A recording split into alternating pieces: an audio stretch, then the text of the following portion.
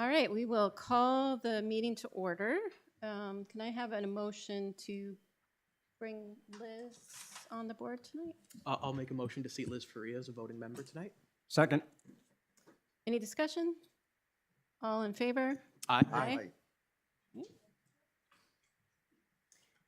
we have a full agenda tonight. We have three projects, two hearings and one extension of a conditional site plan approval from a while back. And then we'll get into the zoning ordinance hearings. Anything else before we get started? All right. Steph's not remote. No.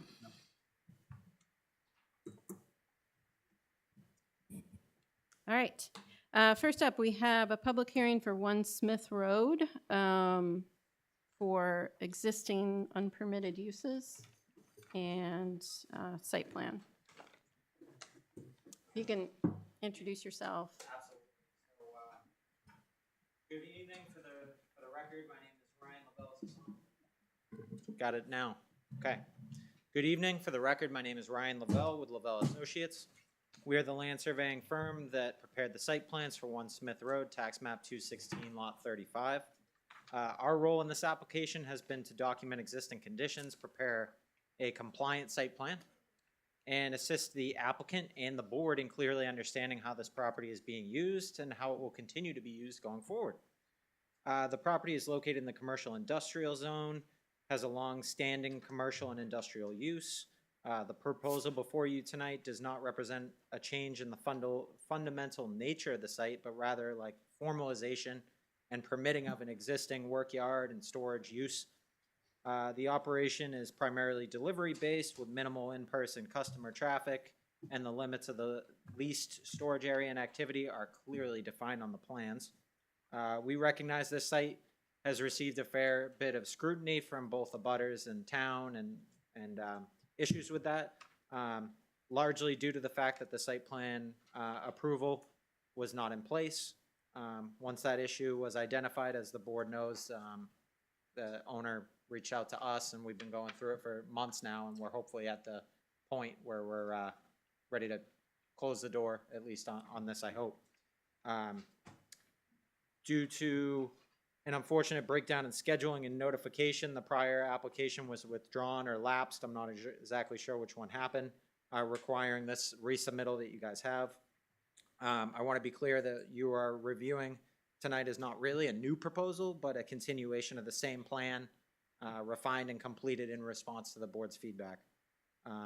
It also has the Beals Associates plans attached, as I'm not sure which sheet numbers, but those were not previously here before the board. With respect to waivers, we do have one. The applicant is requesting a reduced landscape buffer of 25 feet on the left and right side of the property. Given the existing commercial character of the area and that he owns the property to the left, and upon the site visits that we all kind of, at least most of the board was there for and talked about out there, we think that that's a fair compromise, especially with the neighbor to the right being on board with that, with some of the dead trees and stuff that they discussed cutting and replanting and etc.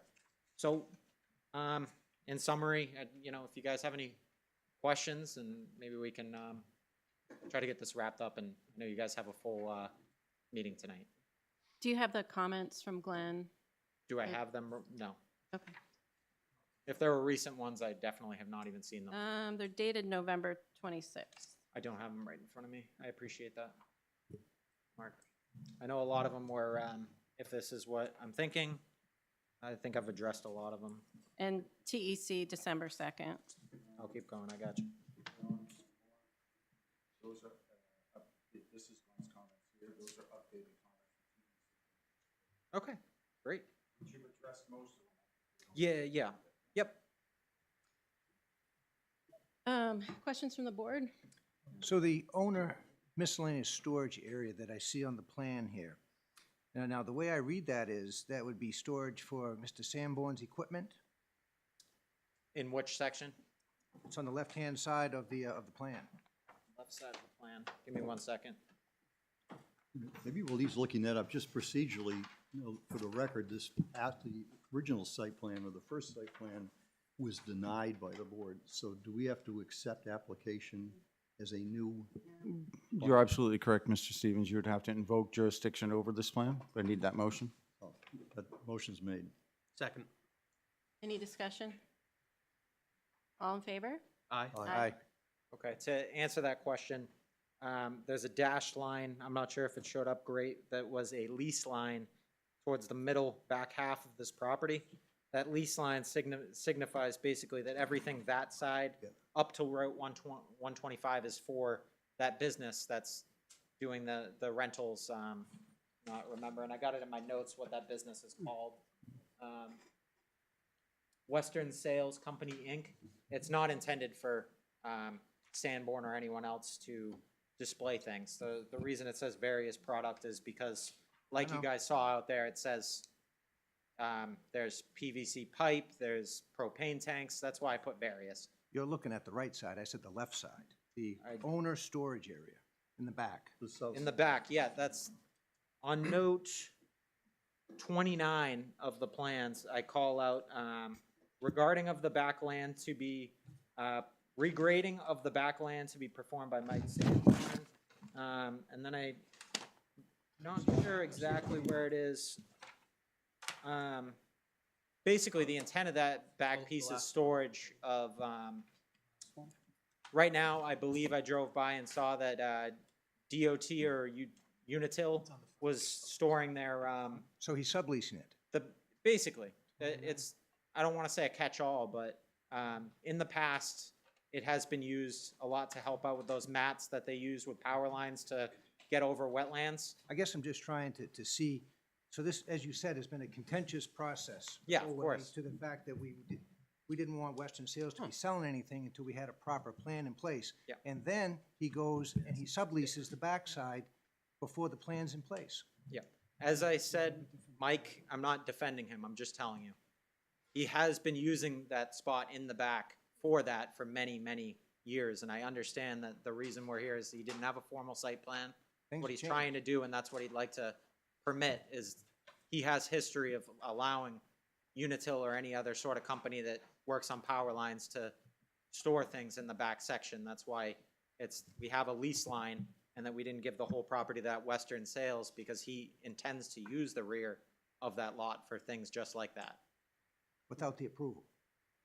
The He's been approval's not doing in it place. for a long time. He realizes that he should have had a site plan, that's why we're here. But it's been a use that's been happening for many years. I'm not sure how long Mike's not here, but that's a use that he'd like to retain. Well, Sorry, Doug. Oh, it's okay. Well, just two quick things. One, there's a discrepancy between the plan in front of Bruce and myself and in front of Brett and Doug. It looks like because we have number 29 on ours, but it's Okay. opposite. It looks like It might be like a mismatch of things because of the age of this project and Oh, how many yeah. months we've been, but yeah, there's, If you could send me a PDF of the new Yeah. plan set, I only have up to comment 21. And I know you brought these new plans in and Yeah. stapled the drainage calculation, the drainage plans to the back. I think by accident, I rolled up the other plans with them. And that was, And then My I just mistake. had a clarifying question for you, Ryan. So if I heard correctly, you mentioned that this is primarily a delivery-based business. Did I hear that correctly? yeah, it was delivery and pickup is Right. what I've been told. And what I Okay. think I put on the plan notes Mhm. is that they do deliveries out, like all that equipment that you saw. And I think that we were on a site walk when somebody stopped by in like one of those box trucks and was filling it up with various things. I believe that's the less common method. I think that they deliver more than they receive people pulling in and pulling it out all day. And I think Interesting. I- I was under the impression that it was the other way around, but no, I believe that they deliver much more than people visit the site and pick it up themselves. gotcha. Okay. Thanks. So going back to your question, Brett, would it be helpful if the plan was more specific and described how that back Yes. lot is being used? I can try to get out of the landowner what exactly I know for sure that it's those mats from Unitil, but I can try to see if he Yeah. can give me a list of anything that he could foresee in the future, because what I don't want to happen and what the board doesn't want to happen is him to do something that's not permitted on the site plan and end up back in front of you guys. So That would be great. I have no problem asking that. And it sounds like there are trucks in that section In the as back well. section too? Mm-hmm. So I'm assuming, but I don't know for sure, that that's another one of the utility company things and Yeah. that they're utility truck. So it'd be helpful to know if it's truly just storage Mhm. of things being left there temporarily, I believe that's or if it's some exactly- kind of active site where they're coming and going and, I don't driving in believe and that's the out case. and- I can yeah. confirm 100%, but I'm pretty sure it's leaving and dropping off, and that's it. But the back portion's really seasonal storage, because that's equipment and materials that are used Seasonally. seasonally. so they get dropped off and they sit there for a while. Right, so Yeah. there should be, as Kristen was saying, a definitive list of what is going to be on that, On that At leased least area. portion. Yep, 100%. Like I said, I thought that I had a note to the effect of the boards that they drive over, but I can expand it to as much as Mike is willing to give me as far as what could be stored there. And Well, I'll put it all there. yeah, what you guys put down is going to be what is allowed, Correct. and nothing more, so at That's this point in exactly time, why I mentioned giving after me a long 18 list. 18 months now, the list needs to be complete. Yeah. And it'll be part of the approval period. No problem. Well, Are the black dots the staggered Ye- trees? Yeah, I believe that's what Or we talked about. and- Evergreens? Okay, yeah. Yeah. Not I- trees, but evergreens. When we had that site walk, I believe, I fixed it and staggered it, and I think that I did it upon what the board was thinking for a buffer. Is there a reason why it can't go to the end of the parcel there, the staggering? Just, it To looks the like it total kinda back of it, just because there's some wetland, and I think it becomes more of a natural. Yeah, it was pointed out, there's a driveway there at the corner where the, ends, so. other questions before we look at Glenn's comments? Did you say there was no retail sales at all? Retail? Yeah. I believe that it's by appointment. I don't think people just show up and buy things from there. If we could get I don't think it's a clarification. yard where somebody's there all the time. Okay, And I think that it kind of relays that on the site plan. There's not a permanent building really gonna be there, other than if you wanna call it a small little shed office, but I don't think this is something that somebody's gonna be there 40 hours a week, every week. I think that they come and go when they have pickups or anything like that. well, they don't have to be there 40 hours a week to be retail. Right. Yeah.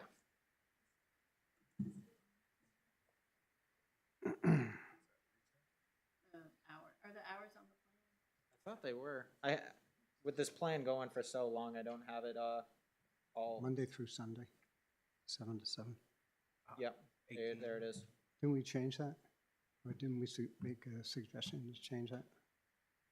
I believe when we On Sunday? put those hours, we were just trying to do a catch-all, and I think that we, had talked, again, at the site walk a bit about deliveries coming in, and they didn't want trucks coming there at whatever it was, midnight that we were talking about, so we were trying to limit, the hours, but still be flexible and reasonable for what the site is.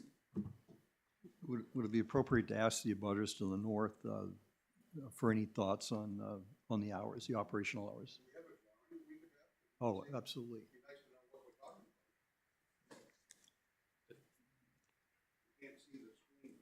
Oh, we'll move up close, come up closer, any abutters.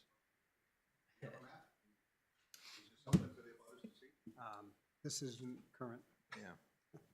It's also depicted on that. Yeah. No, I don't think it's on that. We have one over here.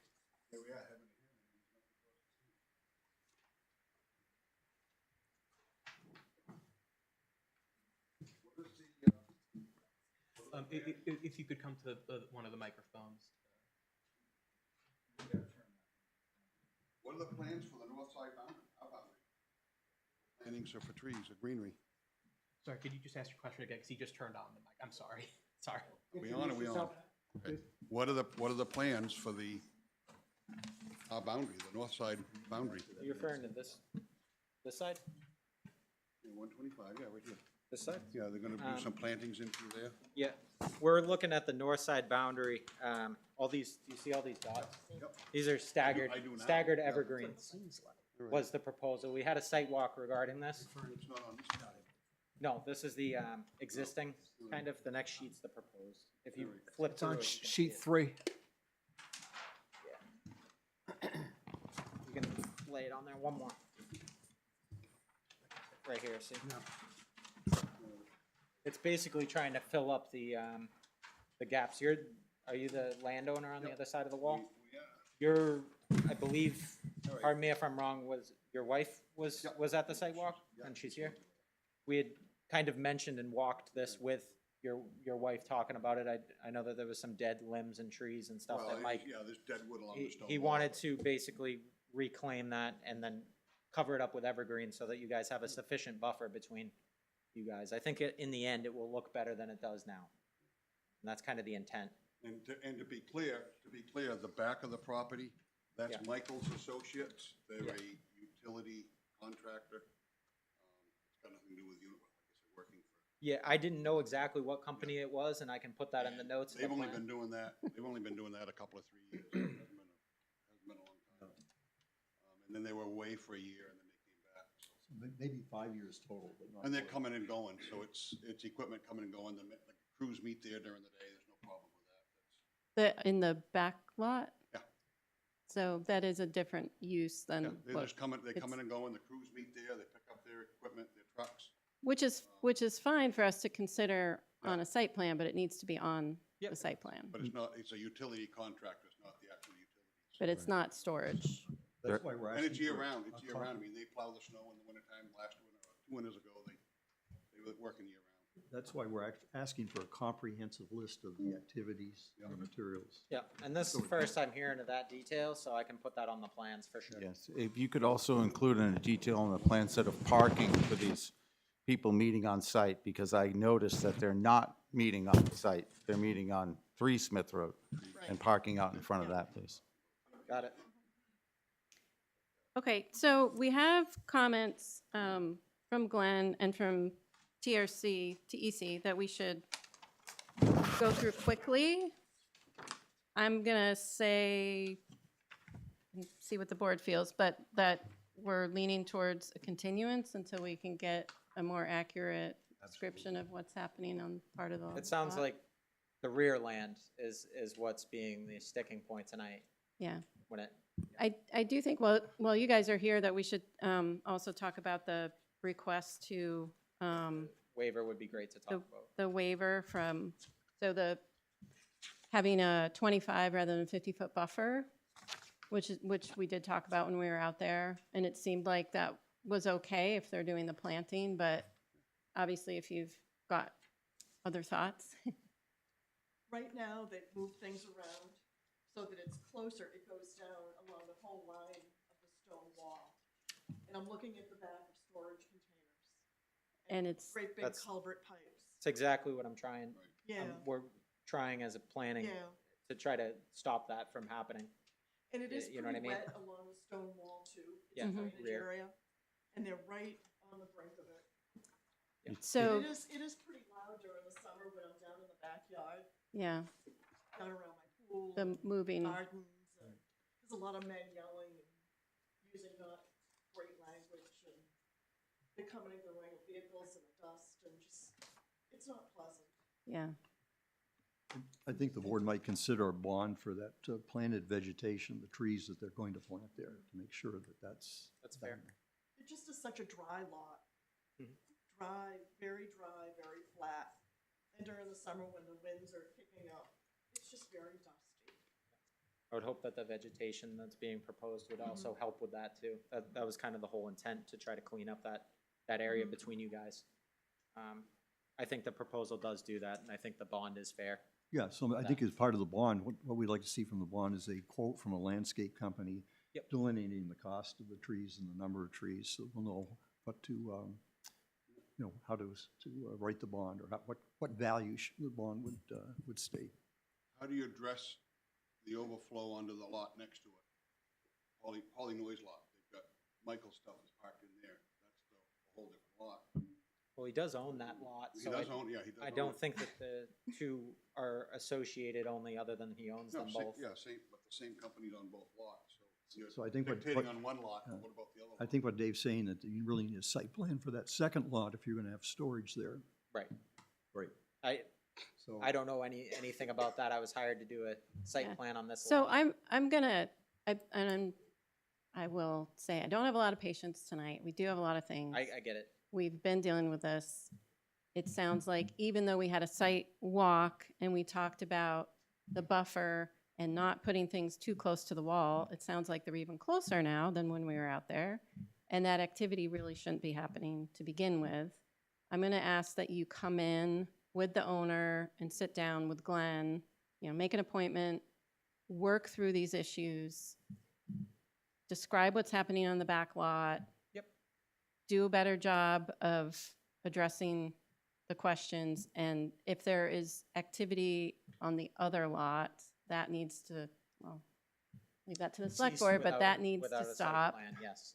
Yes. There was a request to cease activity, so now it bothers me to hear that, there's activity that is encroaching upon the abutters lot, and that needs to stop, because, I purposely went to bat, because I thought it was the right thing to do, to hold off on a cease and desist. But if that doesn't get taken care of, by the time we meet again, then I'm gonna push it forward. Yeah, that's understandable. So, I mean, that needs to be communicated. Yep. Mr. Sanborn, I mean, I think I've been, very, very patient. I think you have too.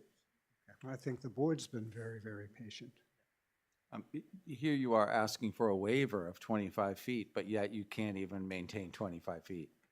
And that's I think that's my biggest concern. I think is- we ought to continue the hearing and talk about the waiver at the next hearing. One clarification, if I may interrupt. You talk about the back lot and your site walk. The week after your site walk is when he cleared and paved over graded over that back lot.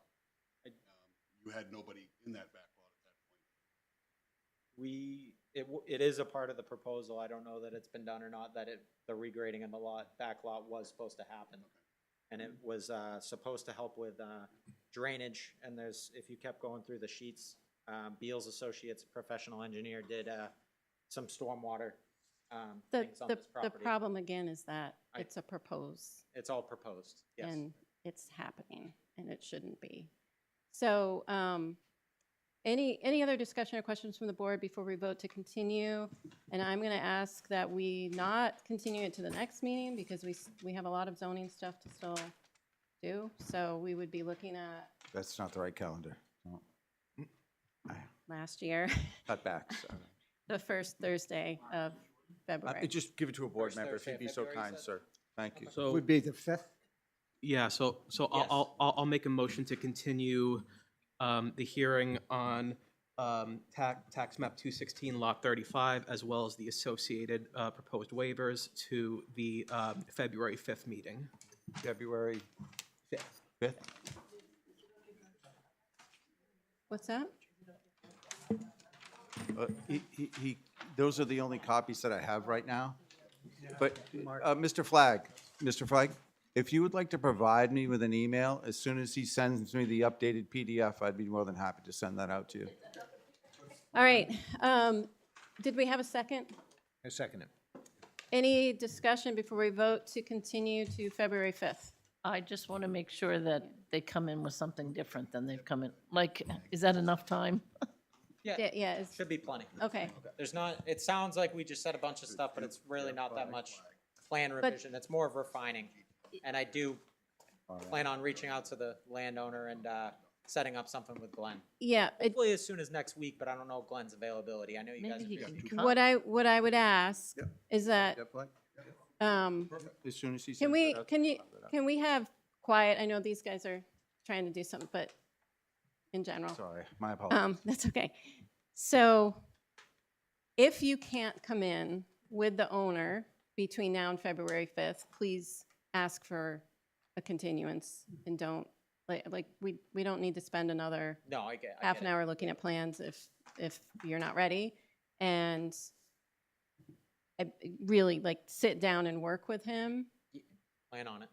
If you Okay. could also review those comment letters and take care of those other comments, that'd be great as well. Yep. I'll speak to Beals and do So that. just for you, Mark, when they do set up a time to talk to Glenn, if you can talk about dust, potentially dust control, obviously what's happening in the back, anything that's happening on this adjacent property, bond for vegetation, et cetera. Okay, any other discussion before we vote? Madam Chair, would it be possible to have a planning board member there at the same time? Yeah, if Mark, can you send out a note? I will, when that is scheduled, I will send that out to all planning board members. Up to 3 of you can come. and Well, we'll that's not post it, considered- we'll simply post it for a public hearing, or make the public aware of the work session. That's perfectly legal. Every board member should be allowed the opportunity to attend that meeting, Well, and simply have to notice it as a work Well- session. Glenn, weren't you talking about something? Glenn? then we'd have to stream it. I mean, if you want to stream it, we can stream it. That's fine. I think the concern Typically, is these if- meetings are not, 4 people show up and then you have to kick somebody out. It's not really fair. So just notice it and then whoever wants to come can come as a fair. work session. Thank you. Okay. Okay. Anything else Thank before you. we vote? Nope. All right, all in favor of continuing to February 5th? Aye. Aye. Any opposed? Aye. Those opposed? No. Oh, aye. Aye. Okay. Thank you. He's a little Members late of the on the board, eye. appreciate your time. Thank you. You're a great sport, Ryan. Thanks. I'll take the beat up for him. You deserve it, Let's, move that. Okay. All right.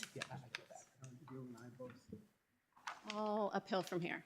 Downhill, uphill. All right. Second hearing tonight, we have a lot line adjustment for 14 Lyford Lane.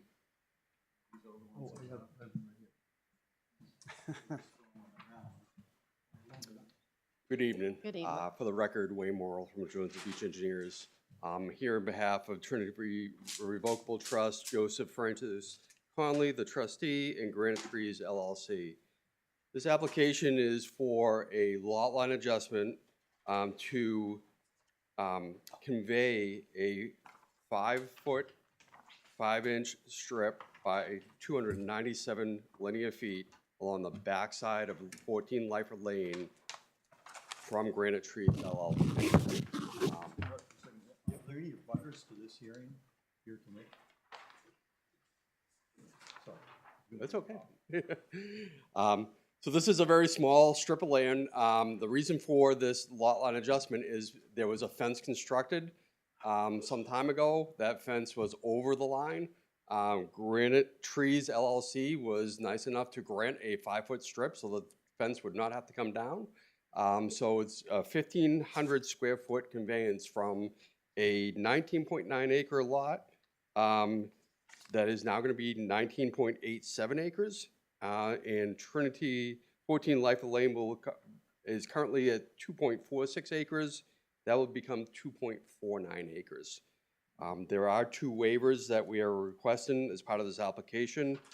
The first one is from subdivision section 6.24, which is topographic information of the whole part of the property shall be required for the subdivision.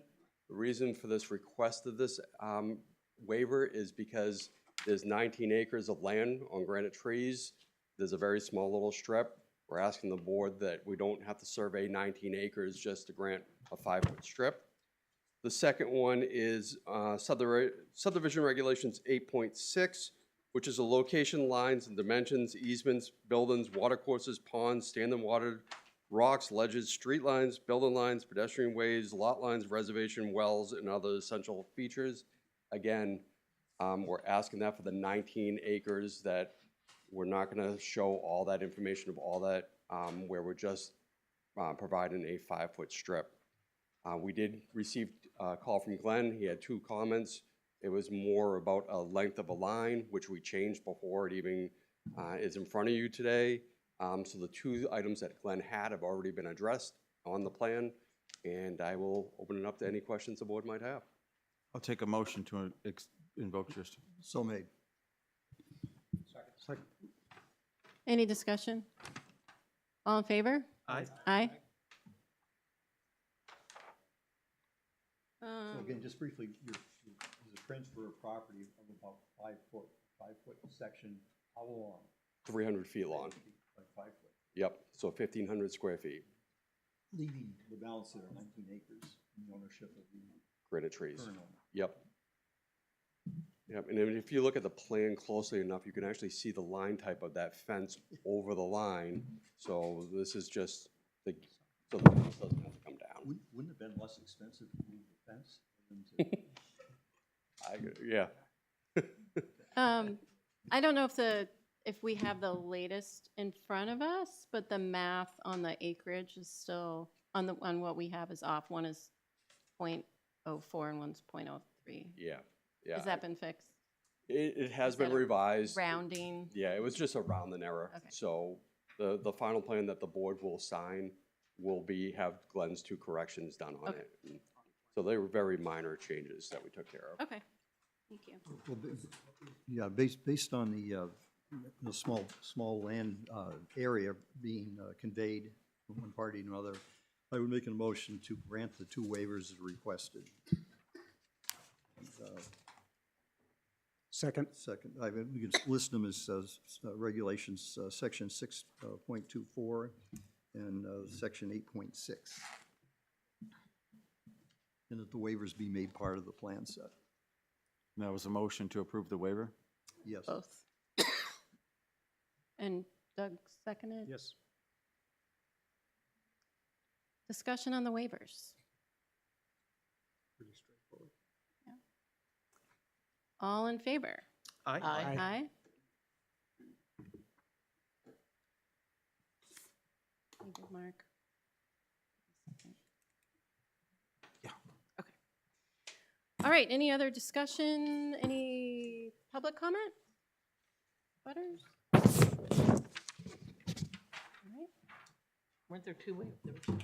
No, there's only one Oh, there's waiver. only one waiver? There are two, but we voted for both of them. For both of them. Okay. The motion was Okay, for you did both. take care of both in one motion. Yeah, One motion. it was, Wanted to- yeah, Okay, and thank it you. was Thank you very much. 624 and I got 8.6. you back. Okay, So a motion to approve the boundary line adjustment contingent upon the final plan set reflecting the actual acreage delineated on the new plan. Second.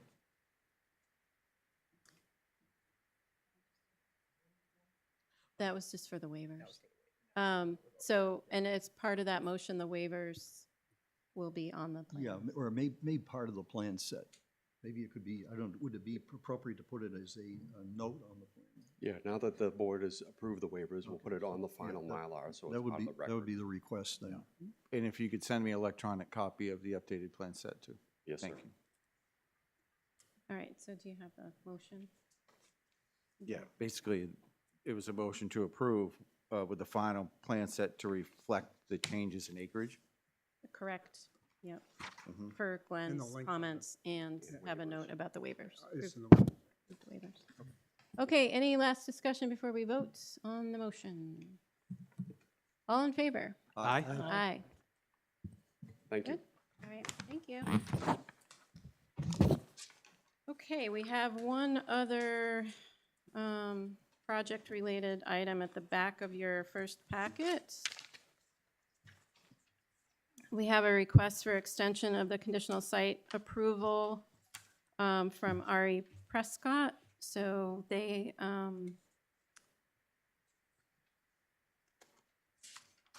this says extended to February 16th. They're asking for a year past that, so they're asking for February 16, 27.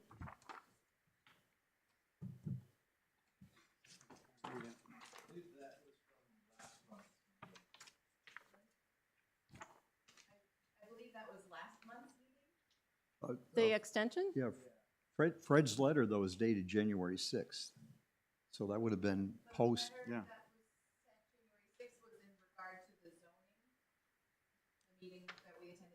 no, this is the request, this is Fred Emanuel's request. Yes, this is, yes.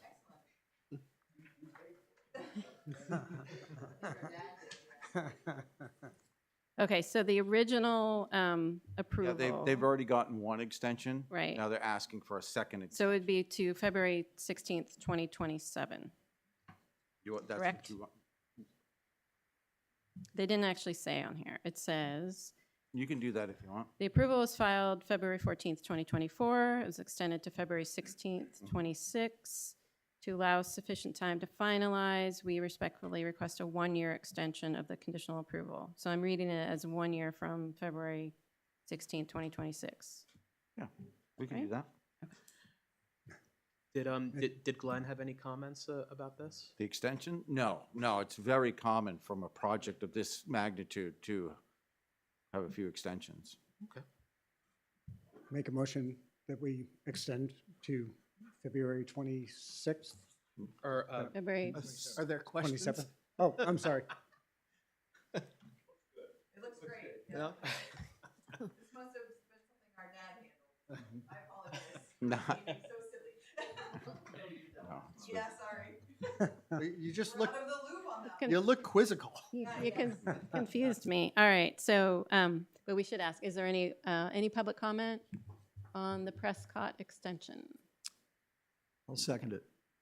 All right, so we have a motion to continue, or to, for an extension to February 16th, 2027. Any discussion from the board before we vote? February 16th, 2027. Who made the motion? Doug Doug made the motion, Bruce seconded. Yes. B. Stevens. What's that? I'm getting my news updates. Oh, Oh, sorry. uh-oh. I'm, No s- I'm like the wizard. No I'm spoilers certain on the game. He doesn't want to 27 see it. things at once. All right, all in favor? Aye. Aye. That's what I wanted. Okay, we are done with packet number 1. All right. Yeah, well done. All right. Now,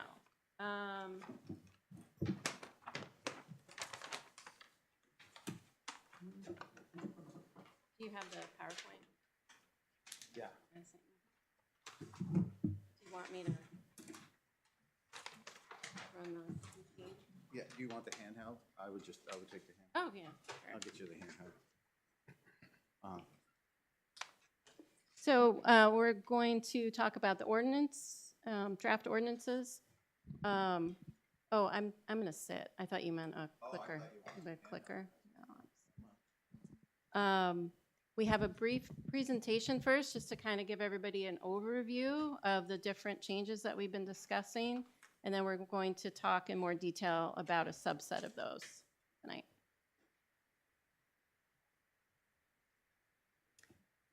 Have you been sworn in yet? You haven't, have you? No, Okay, you 'cause just, we signed your paperwork. yeah, we just signed your paperwork today.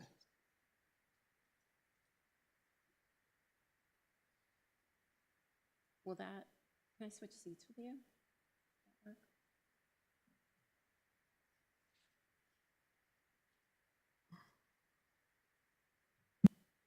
Can I switch seats with you?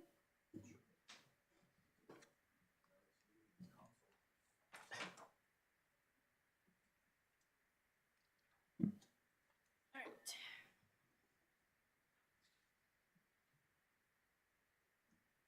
Okay. So, yeah.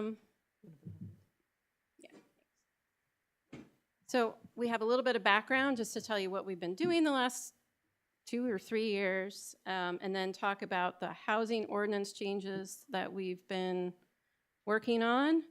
And then there's a couple smaller proposed changes. The highlighted ones here are the ones that we're going to talk about in more detail tonight. Workforce housing, we will talk about at the next meeting. And I believe we already had a hearing on the signage. Is it fine if people want to move up closer? You know, Yeah. isn't it very informal here? If you want to bring chairs up closer to be able to see the screens better, please do. Don't stand on ceremony.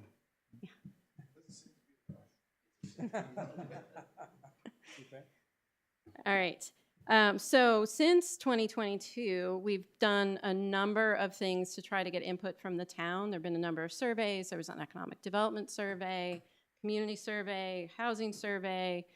We've had a number of presentations. We had a housing forum with resilience. So we've been trying to have as many public conversations as we can have and get input from people as we work through this. And you'll see we're really trying to balance the needs of the community and people's desire to keep the character of the community with the needs also that people have expressed that we need some more housing options for folks who maybe want to stay in the community as they age, or younger people would like to stay in the community, and at the same time respond to some changes in state law that have kind of come down as mandates. So we've had 2 grants in the last few years. One, we were able to do a land use audit, and then more recently, we've had a lot of help on the drafting the ordinances themselves. While all of this was going on, there's been a lot of pressure at the state level to change the rules. The feeling has been kind of across the board, I think, somewhat politically, that part of the issue with not having enough housing options in the state, and this is in other states as well, is that local ordinances are too strict. And so normally we have local control for a lot of things, but the state in the last year said, we're going to take some of that away, and you local communities are going to do certain things that they're mandating. So one of them is allowing multifamily in the commercial zone. So if we have a commercial district, we have to permit multifamily residential. There is a caveat in there, and we'll talk about that a little bit. If a community has an industrialized area where housing is not appropriate, we can exempt that, and we'll talk about that. The second thing is accessory dwelling units, and we have an accessory dwelling unit ordinance already, but that was only for attached units. The state said you also have to allow detached units, and there's a little bit here on the square footage that the state's requiring. And then the last thing is workforce housing, which has actually been on the books since 2010. And we have to provide reasonable and realistic opportunities for the development of workforce housing. Brentwood had a workforce housing ordinance. The community repealed it. We're currently out of compliance with the law, and that puts us at risk. If someone were to come in and propose something with workforce housing, we don't really have a leg to stand on. So addressing that will help. And you'll see that with other things that we're trying to do. We're trying to do things that work for our community that can help us when proposals come in. We have something to measure it against. We have rules that developers can follow. If we don't have things on the books, it really leaves us vulnerable. So the first thing is we looked at the zones and tried to simplify things, and we actually had a work session last night to talk about this in a little bit more detail because we realized we had maybe oversimplified things a little bit. So this is one of the things that we'll talk about tonight. We have Pine Road, and the feeling is that it's already industrialized. It's not appropriate for multifamily or for residential use. And so what we've drafted is something that reiterates that we will not allow multifamily development in that area. One of the things that I think would be helpful is to delineate that district a little bit, differentiate a little bit in terms of what industrial means, and have that be sort of heavier industrial, because we also allow on Route 27 and Route 25, we allow industrial. So we can talk a little bit about what's the difference there. I mean, I think it's helpful to differentiate those a bit. We have a multifamily district on North Road that we kind of all agreed doesn't really work the way it's written. So we're proposing to just wrap that into the existing residential agricultural district, since there will be other opportunities for multifamily now. And the map does need to be adjusted a little bit, just so you know, the pink area north of 101 should be orange. So multifamily in the commercial zone, again, this would be along routes 125 and 27. And what we're proposing is multifamily with up to 6 units per developable acre. So that means, for example, if there's wetlands on a property, that doesn't count towards your developable acres. And then if you were to include workforce housing, you could have up to 8 per acre. And that is subject to the state's septic loading requirements. We don't have sewer, obviously. And we have duplexes, townhouses, or garden-style apartments. There's a little note here about what the difference is between a townhouse and garden-style. And we would also allow mixed use, which would mean like you could have retail on the first level, an apartment up above, for example, and adaptive reuse. So if you've got a bigger building and it's already there, you could break that up into multifamily. And then part of what we've drafted too has some design requirements in there to kind of break things up a little bit, so you don't have big bulky buildings, but it has some, like you see here, the townhouse picture where things are a little bit offset. Accessory dwelling units, where we landed, just so you know, in the state law, it specifically says now that we can't have aesthetic requirements in the ordinance. So that means we had talked before, we had been planning to add or propose adding detached units, and we had talked about saying it needs to look like a barn or a carriage house or something that would keep the appearance of the property as a single family residence that has, some accessory building. We were not allowed to do that. So we have some language in there asking nicely that people consider that you try to maintain the character of a single family property. And then in terms of square footage, we landed on 1,100 square feet. So the state says we have to allow at least 950 square feet. We had a very long discussion about what makes sense in terms of what people's needs are. And one of the reasons we landed here, I think, is that we've had a few proposals come in to the zoning board asking for around 1050, something like 1090. So there seems to be a need there, and that's where we landed. And then we have also proposed a limit for gross square footage, max 1,100 square feet. So that means you can't have 1,100 square feet of living space plus storage and decks and a bunch of other things. It's got to stay within that 1,100 square feet. And to help maintain the character of a one family residence, there's no additional driveway allowed.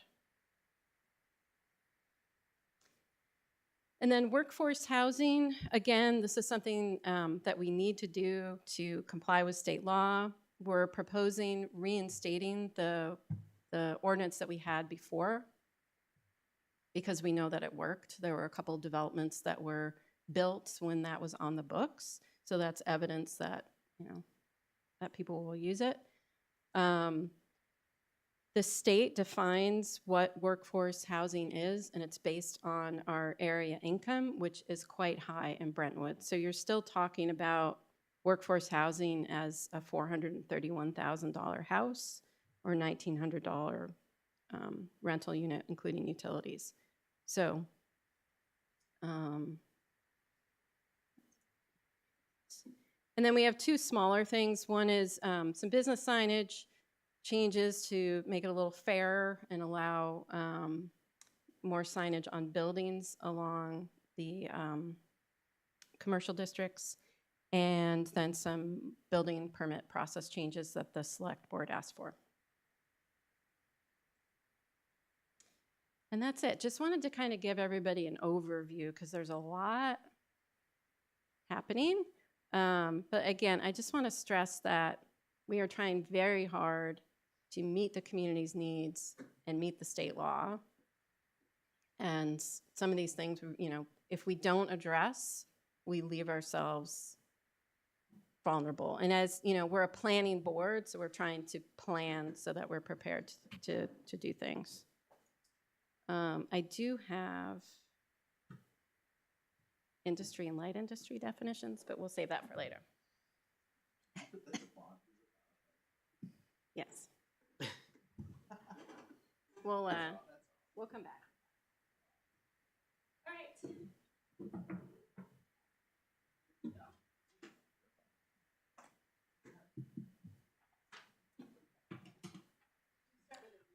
Your microphone. Let's start with an easy one. Let's start with the permitting one. So this is ordinance changes that have to do with approvals for building permits. Paul, I don't know if you want to, can you give us a few more words? Current ordinance. So the select board doesn't need to sign. So basically, it would be removing the requirement of a select board signature and leaving that to the building inspector and code enforcement officer. And I think the idea was that as a select board, we've been signing these permits as a matter of rote. And really, I think it harkens back that requirement to another era when it was a smaller community. The individuals on the select board knew each and every parcel that was where building was being constructed or erected. That's just not the case today. We did speak about policies that would require the building inspector to advise the select board of any issues or concerns, which that would happen as a matter of course anyways. But the feeling was that it was more appropriate to have the building inspector sign off on these permits rather than having to bring them to the select board every Tuesday, which can sometimes every other Tuesday, depending on the time of year, which can result in delays and people wanting to start their projects. Any discussion from the board before I open up for public comment? Yeah, I think, in the past, this ordinance has been, or the requirement for the selectmen to sign the building permits has been in effect for probably 50-plus years. And the select, oftentimes members of the select board are, not understanding of all the codes, the building codes, and now we have a licensed electrician and a licensed plumber, and we require a foundation certification to make sure that where you put the foundation on your land is where the plan shows that it can be. So there's just a lot more, expertise available today than there was before. And Brentwood really didn't have anything more than a part-time building inspector for years that didn't have the plumbing and electrical certifications. So this seems to me to be a better way that better protects the town to make sure that codes are being followed. And I'll admit I was a pain in the ass on this, and the selectmen had kind of adopted this policy about a year and a half ago anyway. And so I made the complaint that if you really read our ordinance, it disallows the selectmen to appoint someone other than themselves, because this is part of our zoning code. So this is a way that we're changing that zoning code to be more, as Paul says, be more realistic about the efficiencies and the knowledge of people that are out there inspecting properties today. Bruce did point it out to me, and I read it, and I was had to admit that Bruce was right. But it's just newer. We've got more expertise now, and it's just a realistic step to take. Most towns, I think, do this anyway. Yeah, it's common sense. All right. Anything else? Public comment on this ordinance change? All right. So do we have a motion to put this forward to amend section 900-002-001 and 900-500-001-003? Is that right? I'll make a motion. I'll second. Any other discussion? I think it's a well-needed change in the town of Brentwood. Oh. So again, just for anybody in the audience, this is one of many proposed changes that the planning board will ask voters to vote on election day. It'll be a paper ballot. It's not town meeting, but it's the election ballot for town officers. And these will be questions on that you'll be asked to vote on. And so by taking this vote, all we're doing is saying that the board is in agreement that there's a good change, a reasonable change to make, and that we feel now that it's time for the voters to speak to how they feel about it. I think do we normally word this as we recommend? That's Yes. what we're voting on, is to Yes. recommend. Board recommends. And there's usually a tally of what the vote was, I believe. Okay, I think the vote is to put it forth to the voters, because we're the board with the responsibility to put this forward. So we're just voting as a board to further the but it process. usually says too that, Well, doesn't say the planning board. Recommend is usually a warrant article issue. That's where the recommendation comes in, is on town warrant articles. This is not a warrant article Okay. situation. This is a zoning ballot process. Okay. So we vote to forward it to vote by the town. All right. All in favor? Aye. Aye. Aye. Aye. Any opposed? Abstentions? Okay. All right, second one we'll talk about is accessory dwelling units. So we have an existing ordinance. The changes that we're talking about will allow detached, which is now required by state law. And if you have a packet, if you look at the second page under requirements, the key changes are the maximum living area section and the gross size of the building footprint and one driveway. So a lot of this is already on the books, but those are the things that we're proposing to change. So the big difference is that the state is telling us that we must allow detached ADUs at this point. I will say though, I mean, we had talked before the state changed the law, we had talked about yes. doing this because we have had a number of people come in and say, I have a barn or I have a garage and I'd like to put, an apartment over it, and our ordinance didn't allow that. So we had started talking about detached already, and I think there was kind of general community consensus that was a good thing. It's the details now of what we're proposing. Brentwood itself has been very progressive when it comes to ADUs, and especially with the attached ordinance. But I think we had the attached ordinance 15 years before the state of New Hampshire said you can do an attached by right.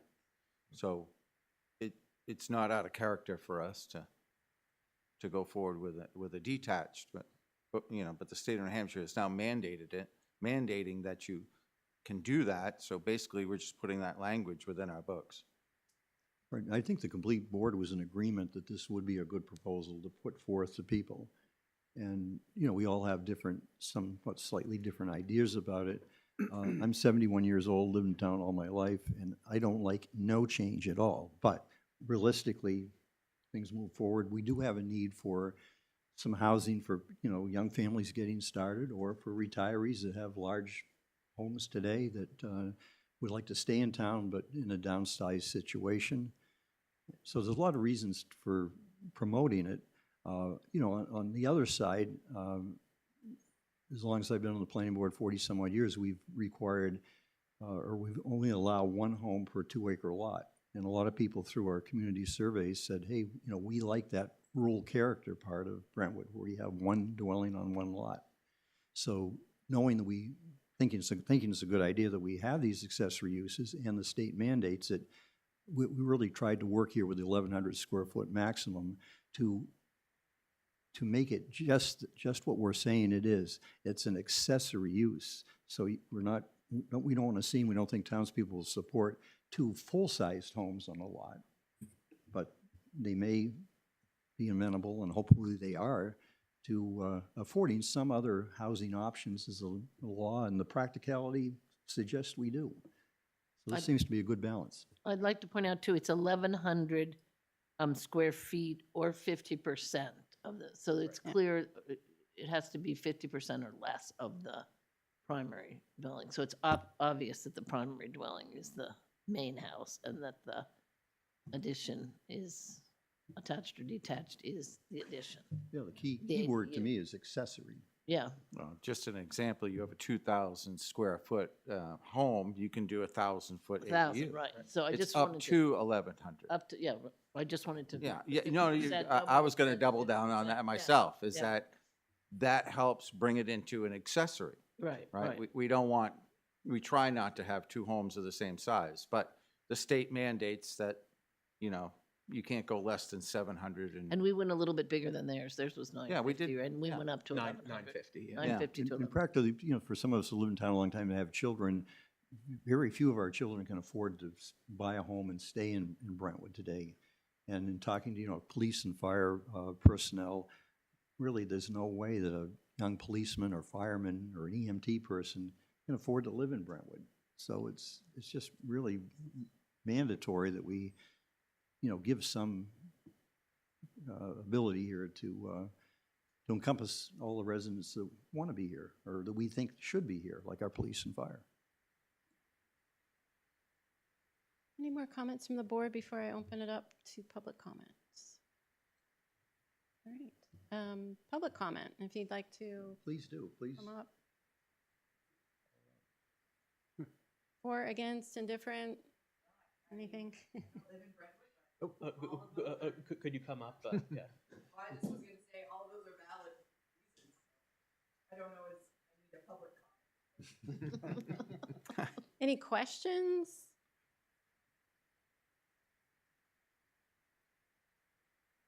Concerns? We'd like to hear them now.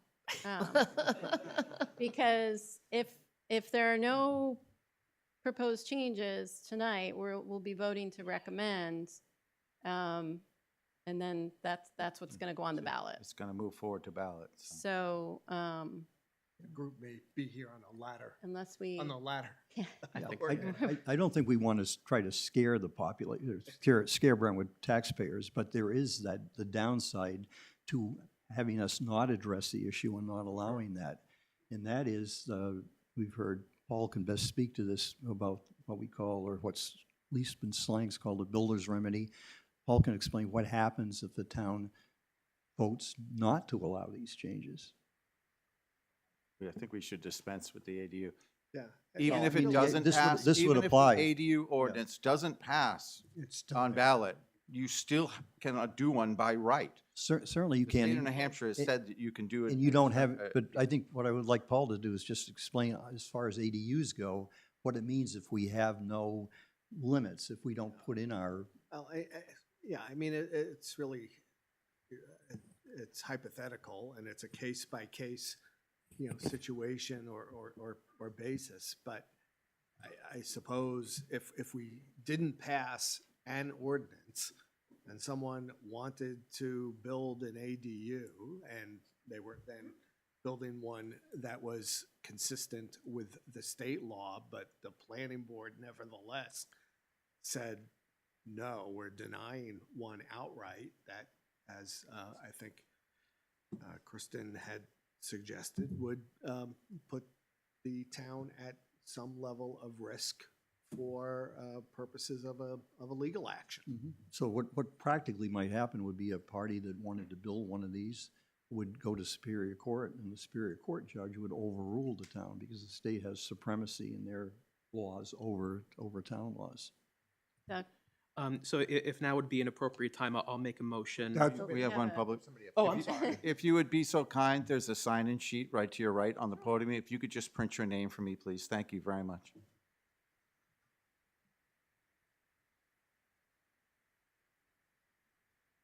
And also tell us who you are.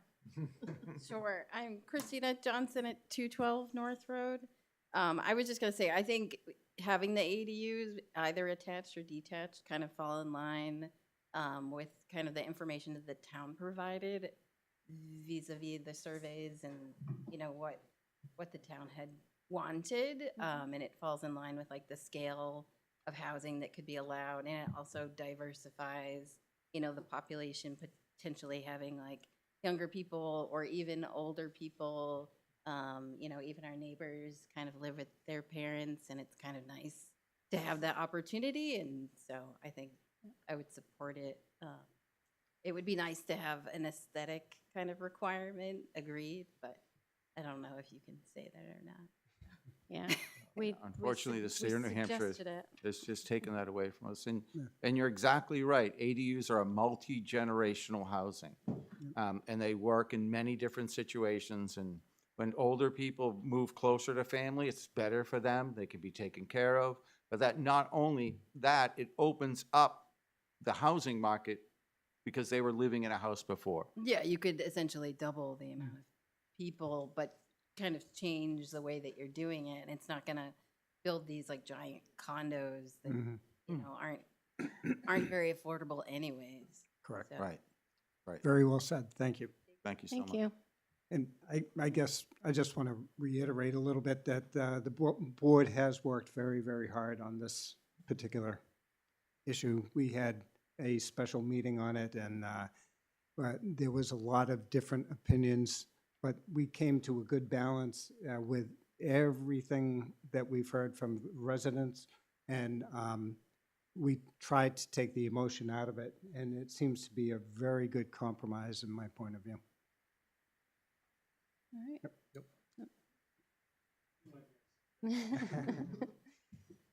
right. Jim Azure, 33 Mohawk Lane. Thank you all for your efforts. I know you've been really working hard on all of this. And I have more of just a question. Because I think of an ADU, I think of an in-law apartment type thing. Does the ordinance have anything to do with, like, can you rent an ADU, whether it's attached or detached, or like, is the primary owner, like you were saying, it's based on the size of the home that's there? So person A owns this house. Do they own the ADU, or can they sell that? Is that ADU a separate unit? I guess I just, You so cannot. that's, I guess, I don't know. They have to It live cannot in be one or the other. condominiumized. It cannot be a condominium. Bruce, come on. To your mic. So you can't condominiumize an ADU. And I think our language says, correct me, Mark, if I'm wrong, that the owner needs to Yeah. be one of the tenants. So the owner can Thank either you. stay in their existing large house, or if it's an elderly or, Sure. I'm elderly now, senior He could senior flip, he family. could- yeah, I one or can the move other. into the ADU and allow a younger family, maybe with children, to move into the big house. Right. So it's pretty well protected that way. Yeah, so really, you can't, it's not like you're building a tiny house on your property and Correct. selling it, and it's not a rental unit. I think It that's could good. be a can rental. rent It it. could be a You rental. absolutely can rent it. But the owner still Only has to one. be in. The owner has to live in the other. One of the units has to be owner occupied. Okay. They cannot be condoed. There's no condo association involved with them. They Yeah. are part of the So- tax card of the main building. And if it was on there in the fine print, Yeah, Yeah, so, so- so one, and this is on the books right now too. The owner of the property shall occupy one of the units as a primary dweller and be landlord of the secondary dwelling unit. And the structure and lot shall not be converted to condominium or any other form of legal ownership distinct from the ownership of the existing single-family dwelling. So that's all meant to keep it like a single residence. Yeah, in our original language says that it should maintain the use and appearance of a single-family home. So a lot of these laws, if they get taken to court, or you're taken to court and contested, it kind of goes to the intent. So I think Brentwood's been pretty clear as to what the intent is, that they're accessory and that they're, supposed to be kind of, blend in, if that's, maybe is a better word for that, with the existing property. And most people, their homes are largely a good part of their, their retirement income, or whatever the word for net worth. And so, We haven't, No, not You can. multiple rentals. You can. Yeah. There's no legislation that says that you can't. Can't There's do that. nothing to, for short-term rentals.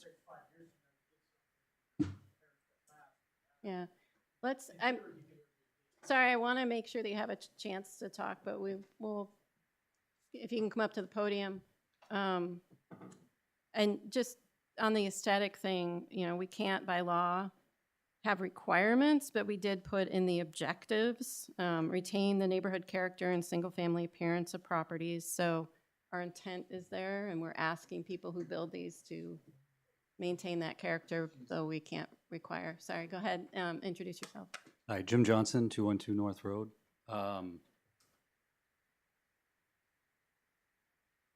I came up with this just a little bit sitting there listening, and as far as the ADU goes, I mean, it seems like a slam dunk. Seems like a great choice. Are there requirements to like make sure they like are like an independent unit in terms of like, okay, they have a bathroom and like that kind of like super basic things? Sorry if I didn't read the, okay. So they're like self-contained, and is that the case in either if it's attached or if it's detached? Okay. Yep. Yep. We have a definition of a dwelling unit that that's, you know, required to have certain things, Okay. certain facilities. And then when we vote on this, are these things separate, or is it gonna be like one, like, okay, ADUs, the zoning ordinance, all this on one thing, or is it separate? Separate. Okay, excellent. Okay, Yeah. thank you. Yep. Did you want to come up? yeah. We have talked about that at previous meetings. Yeah, I think it was and about Doug's laughing at me. about a year and a half ago, there was that Conway case, Town of Conway or City of Conway versus, or some plaintiff was taking the town of Conway to court, where Conway said no Airbnbs, and that New Hampshire State Supreme Court ruled that not legal. So, but, you know, all these zoning ordinances are fluid, so this board can, in years, ensuing years, if there are the new legislation, the town can come back and post an amendment to their zoning and eliminate that if it's a problem. But, right, Oh, sorry. no. Mr. Falzone, did you have your hand up? Yes. Oh. Joe Falzoni, I'm a builder developer in town. One of the things, when I read it, that I didn't understand, you're saying 1,100 square feet. What's the definition attached to that? Because I heard a comment make, you're gonna have to count an outside deck. Most of the time, it says 1,100 square feet of living heated space. I think it says a Yeah. foundation. So there's two separate sections. So there's the maximum living area shall not exceed 1,100 square feet. And then there's a separate section that says the gross size of the building footprint shall not exceed 1,100 square feet. And we did that to prevent somebody from building the 1,100 square feet and then putting 900 square feet of storage plus a, you know, 3-car garage plus, to try to keep the building scale reasonable. But you could have a 3 seasons room deck, as long as it's not heated? That's not, no, Is- that's part of the It footprint. would still be part of the footprint. If it's not, if it doesn't have a foundation? That still falls under what we're proposing. Our intent. Okay, Yeah. Because again, this is supposed to be accessory. It's right. not supposed to be 2 houses on one lot, it's supposed to be an accessory. It is the footprint though, so you could have it like a drive-under garage. All right. something. Or you could have a stone deck outside on the ground. Yeah, probably. That would Get not be away in with the, a patio. that would not be in the spirit. I mean, it says the uses, you know, garages, porches, decks, storage areas. You know, if you went 20 feet away from the house and put a patio, deck, What you're gonna Thing. run into, yeah. even though it's small, you want it to look like a house. Houses have little porches that you go up to when you open the door. Right, It so is- you could have, you know, 950 square feet of living area plus a deck. Okay, so. We're just trying to keep the overall footprint. I've never heard that as living, a definition as that. We did find it, I forget which town has it. Stratum. Stratum. Something similar to it. Okay, all right, thank you. And also, sir, would like to thank you for your help in developing some of this. Yeah, thank you. Other comments or questions? All right, are we ready to vote? I'll make a motion that we as a board place on the ballot for town elections the proposed changes to zoning ordinance 900.004 relative to accessory dwelling units. I just have one other question. Mhm. How much of this verbiage goes on the ballot? So we were talking about that. I think that I'm not sure about the ballot, but certainly at the polls, we want the whole thing available for people to read, but we want a version that shows what's new. Okay. So we'll have a version that underlines and strikes out the changes so that people can see 'Cause the this whole is 2 thing. pages of, Yeah, we We'll got have to, a what we're lot. gonna have to do is we're gonna have to sit down, look at our current ordinance book, and right, figure out which one of these are replacing that ordinance, okay. and say ordinance 900.004.004.002 will be replaced with. But I And think then we you'll should have have to the have the whole, entire language. we'll have, we'll It we'll does have the say whole that that thing information available. needs to be available, but the state election Yeah. law is very clear as to what has to be physically on the ballot. But I think Yes. regardless, we want the whole copy there when people walk in the door, if they want to read the whole, and on the website, so people can look at it ahead of time. Because I've looked at bills where they're saying, we're going to repeal section XYZ. And if you don't have the whole law in front of you, no idea what that is, so. Yeah. I haven't created anything of this nature. We've got it. You do, you We've did got create it. that. There you go. I guess I do have one more comment in reference to what Mr. Falzone said. On the 1,100 square feet, Brett had provided us information on 850 square feet on up. And with that, the state mandate is 950, which they considered acceptable. Going to 1,100 square feet, and based on what Brett had showed us on floor plans, encompassing, a garden or something of that nature, or a patio, could encompass in the 1,100 square feet, based on what Brett had showed us. So I don't think it's unreasonable. It's sort of a compromise because we were at the high end too of 1,750 or something like that. So, A lot of people have like a little patio detached from the house, Yeah. a little fire pit or something, and that's just reasonable, rational. I don't think we can't really speak to that in the ordinance. Those are Correct. just, I don't want to say accessory uses, but commonly certain. Not part of the building, yeah. Were And you again, gonna this say was something? balancing off the feedback we got from the town that we did not want 2 big units on a 2-acre lot. I just want to make sure, because I made a motion, but I don't think there's been a second. There has not, yep. I'll second it. Right, so- All right. Any final discussion before we vote? All in favor? Aye. Aye. Any opposed? All right.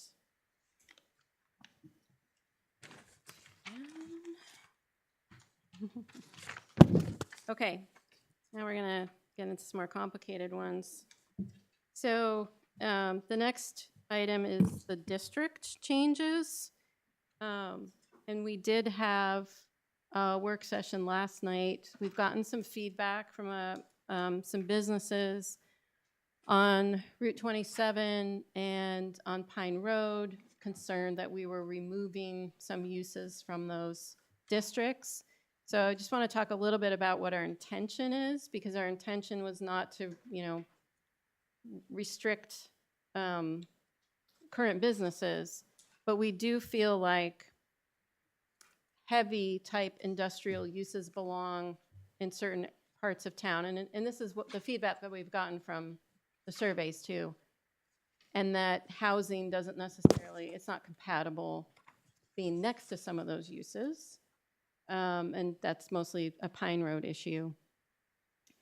And because state law requires now multifamily where there's commercial, we exclude residential currently on Pine Road.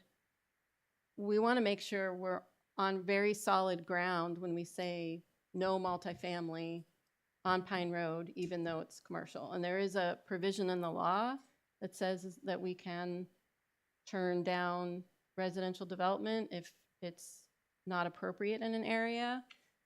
But one of the things that we talked about last night is, would it make sense to try to differentiate those a little bit and have 125 and 27 retain their current uses, but define industrial in those cases as light industrial, and then just call Pine Road commercial industrial the way it is right now, and exclude multifamily development. And our reasoning being that there is a difference between light industrial, which could include manufacturing. And if you look at these definitions, and these are just drafts we can talk about, but if you look at definitions out there of heavy industrial or industrial and light industrial, medium, heavy industrial tends to be things that are more extractive in nature, that are dealing with materials that haven't been as processed, and that might have noise and vibration and dust and things like that, and that you tend to want to keep those things separate from housing. Light industrial, you can still have manufacturing, but it tends to be things that you're dealing with materials that have gone through some sort of processing already, and you're able to do that work indoors and control a lot of those effects that, you know, might impact neighbors. So you're shaking your head. I wouldn't mind having your professional opinion on this if you want to weigh in. Yeah, because we had a long discussion about this last night, and we haven't gotten into it further, but. No, I think it makes sense. I think we can fix the map. I heard your comment about that. And I did read the letters that were submitted, and I know that wasn't your intent. And so I think with the changes that you just laid out and the clear exclusion of multifamily from that area, you'd be on solid ground. I'd just like to give a little explanation of who you are. Maybe Oh. some of the people in the audience Mystery haven't seen you person. before. You could just introduce yourself. Yeah, please. and Thank you. I'll even sign. Steve Whitman, Resilience Planning and Design. I was one of the consultants assisting the planning board over the last year or so. So, anything Thank else, you. Kristen? No, thank you. I'll continue. I'll shake my head the other way if I Yes, don't. yeah, just raise your hand. So I guess what I'm proposing, and I think we need to continue this one till next time, but it would be Route 125 and Route 27 would be commercial, light industrial, multifamily, and Pine Road would be industrial commercial with no residential development allowed. And Not all of Pine Road, it's where there's a delineation right now in the zone. And to Kristen's point, just to clarify what Kristen just mentioned about potentially we may have to continue this, what that means is that because we're still, working on some of this language, if we, make changes, we're going to go ahead and continue this public hearing to the 22nd to give the public an opportunity to review that new language and weigh in. Our last discussion on this matter occurred yesterday afternoon. Yeah, oh, you can make a comment. I'd just like to make a comment first to kind of explain to you what we were doing. So yesterday afternoon, we had a work session here, and we discussed this very issue about commercial industrial uses on 27. And I think there were a number of us who were very much in favor of just continuing the industrial commercial designation for 27. And I certainly was probably the most fiercest proponent of keeping that exactly the way it is. And so I wanted to ask, I'm sorry for cutting you off, but I would like the Prescotts to really look at that light industry definition there. Now, of course, it says, I think it's talking to, it says predominantly from previously prepared, refined, or non-extracted raw materials. So you wouldn't be talking, or I don't think there's any uses on Pine Road or on 27. Certainly there are none there now where you're bringing like raw iron ore and smelting that. No, so I would like, and we are going to continue this to our 22nd, the meeting on the 22nd. I'd like to have you comment specifically on that definition of light industrial. I think the light industrial is fine for business purposes that we do with our company. The only thing that I have really a comment on is the fact that we do warehouse things outdoors. That's the biggest thing that is going to create maybe some type of misunderstanding within the light industry.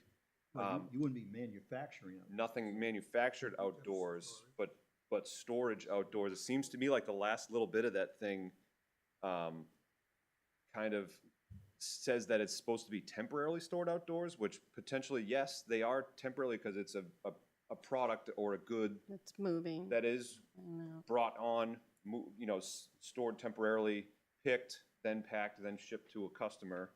And I guess if that's the general meaning behind what that's trying to convey, then there's no real issue on my end, but I just would make it very clear that there's going to be product outside. Yeah. And that's definitely a necessary thing that we need to have in our business. And that's part of your approval for your present site. For plan sure, yeah. I was it's already gonna been say, approved on our And stuff. you're on Pine Road, or are you on? We're at the castles. Oh, okay. well, to Not be. there yet, but still working towards that future goal. Actually, I think we'd appreciate it if you would come up with some language to better define that. Yeah, We can work on it too. We'll have Glenn Greenwood, our town planner, who wasn't able to make it tonight. Look at this, but if you guys in particular could look at that definition as it relates to your present business and tell us what, if any, changes, because that's what these public hearings are for, to solicit But opinions. I think that intent I could is say that, consistent with what you're exactly, I saying. agree. The product that we, sell is a quote-unquote temporary thing. We're not permanently affixing things to the ground, right? We want to be bringing them in and selling them. That's the whole point. Yep. And it is a fully finished good. It's not a manufactured good. You bring in Yeah. parts, you bring in parts, bring them in the building, assemble something, Yeah, and then that's it. sell it, yeah. Yeah. Yeah, There might be, It's- like, we have some times where we bring in tanks and stuff like that we use for other, in the manufacturing process, but it's also those things are similar to other things that we sell, and that's still another temporary thing that sits on Yeah. a very short What period of time. the distinction is really the activity outside, that Yeah, the heavy stuff is like big trucks moving things around and digging and we stuff don't, we outside. really don't do. It's more, Not just, it's more of a storage thing, yeah. Yeah, And manufacturing, 100% for sure, is all indoors. We don't do any of that stuff. And I don't think we, as a company that's going to be the real estate developer that is a potential tenant, a potential landlord to a tenant, I don't think I want to have that type of business who's doing outdoor manufacturing and, like you said, smokestacks and sawmills and I don't know, kind of that type of heavy, heavy, quote unquote, heavy industrial stuff. I don't think that's the necessary goal. You could look at a company like SIG, for example, that I feel like they could probably still fall underneath the light and industrial. absolutely. They're very big. Absolutely. And that's a very huge company. Just not the range. Yeah. Their assembly plant. Not the range, yeah. The Right, range would right. not be considered any type of that. I don't even know. That's a special use case. That's in Epping, which is good, right? mostly. But Mostly. but right, those businesses is the ones that we're looking to, or like TurboCam, or all those places that are around this whole area that are ingrained in our area that are not similar to the mulch plant on Pine Road and those big Yeah. outdoor industrial process type of stuff, like an oil refinery or like that type of stuff. It's not like we're trying to put an outdoor manufacturing facility out there on 27. So I think still allowing us to have an industrial designation on that property is very important to us as far as marketing that, because if it was just commercial, it really does limit kind of just the broad view of companies coming in here saying, oh, we're going to have trouble trying to get uses out of that land. Whereas if you do categorize it still as under industrial, and I think it still fits in within the town's goals, I think it's a big thing. And I would like to say maybe we can send that definition to, I don't know if you have any of the correspondence with, like, what was it, lawyers or something like that? Mr. Baum? Yeah, something like that. Yeah, I can maybe send we that could to just, Mr. Baum, yeah. that would be awesome to say, and have him look over it and just say, yeah, it concurs with what we're envisioning on the property as well. I think that would be really nice. So I think I can do that. that's a good step. No, I think that definition really suits what you want to do. For sure, 100%. But that's the whole point of that definition, is to create an area where if you happen to have multifamily next to you, then that would be okay. You know what I mean? Like, that's the whole point of having a light industrial. Yep, that is We true. want to avoid conflict, and We we wanna have, avoid we have conflict. seen some in another case where vibrations and noise and things. I mean, you can look at our brought a lot of current people spot in out. Exeter, we have housing all around us. Yeah. Yeah, you do. And, you know, the town complains we have shit everywhere, I'm sorry. We have product, a lot of, you know, around the building, and around the parking lot and all that stuff, because we have no room there. But it's, you know, one of those things where we're trying to Bring it to Brentwood. bring it to Brentwood, will be great. For the record, I don't know if I introduced myself, I'm Russ Prescott. I did write it down, I just. for the Thank record. you. Appreciate you Thank guys. you. Thank you. Thanks. You have a comment, question? Yeah. Or 27, or, No, I'm off of Pine Road, Industrial Drive. okay. I have the heavy equipment operator school. Mhm.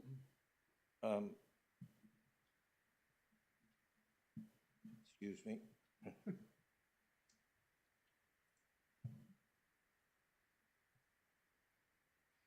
Yeah, so are we going from commercial industrial on Pine Road to just industrial? No, we're just switching the words around to emphasize industrial, so it'd be industrial, commercial, but the uses are really, that are allowed there now would be still allowed. In full transparency, you probably talked to one of your neighbors who received a letter about. Oh, yeah, I have the letter here. Right, so that's something that we did discuss as a board at our meeting yesterday. And of course, it's going to be discussed, it's being discussed tonight, it'll be discussed again on the 22nd. And we are completely, well, I'll say, yeah, we're basically changing our mind completely on that and feel that it's best to leave the zone as it is indicated now, commercial, industrial, period. There won't be any light commercial, it's just commercial, industrial. We're just really trying to, would again, be- make this, Assuage a lot of Yeah. concerns that you might have. make this We did change. differentiation because of the housing, and that we don't want heavy industrial in areas where there's housing, and we want to be able to have a good leg to stand on, that it's not allowed on Pine Road. Yes? Would there be a potential adverse consequence by removing light industry on Pine Road, so that if someone was doing light industry there, that it wouldn't fall? I don't think we're Within that? removing anything. I think it's We're not using sort the of word light on Pine Road. all the above. Just, Well, I thought this distinction was for that purpose. no, No, it's 27, Just for 27. Route 27. I mean, we could say that it includes both on, I think Pine, that's I a don't know slippery if slope. it's- I'd be very much opposed to changing the commercial industrial designation for Pine Road. It's what we have now. It works fine. I don't. Wouldn't think that we want- encompass light I, industrial? Yes. Does. So we Does. could- You don't need to Yes. differentiate. You don't differentiate, it's just industrial, so. Yeah. Right. The word industrial encompasses light, heavy, whatever. Yeah. And those mining operations that have taken place Right. there over the years are fine. If it ain't broke, let's not fix Right. it. The reason why I asked that is because of these two definitions. Oh, yes. It So- becomes, so we could add to industry, we could add encompasses light industry. as yeah, well. I think that would make better sense. For 27.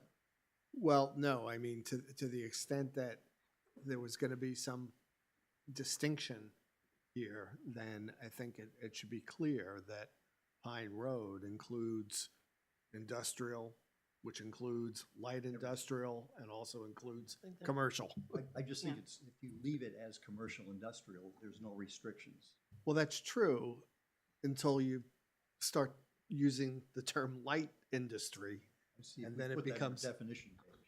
Yeah. Yeah. Once the light industry, if that is gonna be out there, then it almost suggests, all right, well then, if you're only calling Pine Road industrial, then maybe it doesn't include light industrial. Well, Should it say then, Just heavy, light, heavy and light? Yeah, it should say industrial, I don't- light, Yeah. industrial and commercial. if you're leaving the commercial part of that on Pine Road. Yep. That light industrial lies in between commercial and industrial. So I don't really think you need to lay that out. to say that, to be quite I think it honest. muddies the water and maybe used against people who are currently there. I don't know anybody who would say to themselves, geesh, I'm not doing commercial and I'm not doing industrial. I'm doing light industrial, so I don't think I belong there.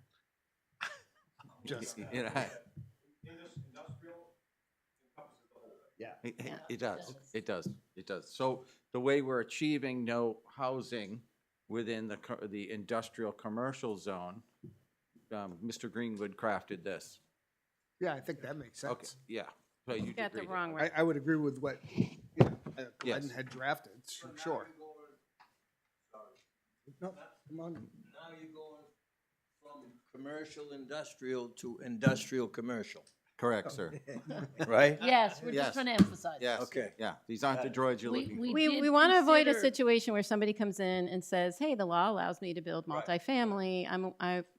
We don't want that on Pyron, and we don't think should be next to. I don't know why anyone Industry. would want to be there. You never know. We've never seen know. Well, some- we also did consider interesting taking things. off the commercial. We had a big discussion yesterday about taking, and we decided that was a bad move. So we just thought we'd put industrial first to emphasize.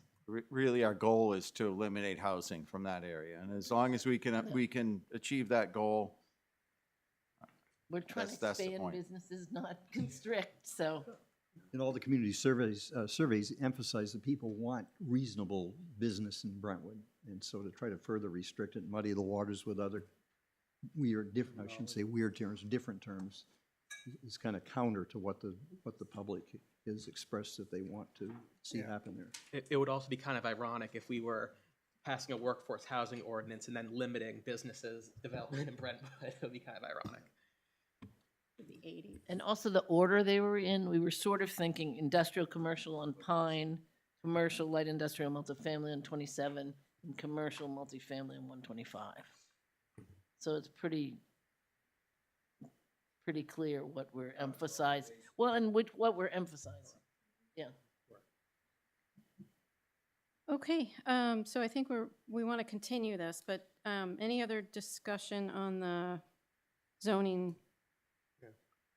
I realize, and I'm sorry, maybe I'm just perseverating on something that doesn't make a difference. that's okay. But Let's do this. yeah, Let's go. okay, but just, so there's, it's clear, maybe we should say all industrial activity, at least for Pine Road, all industrial activity, including the manufacturing, what the definition that's given there. No, but on the zoning map, you're not going to do that.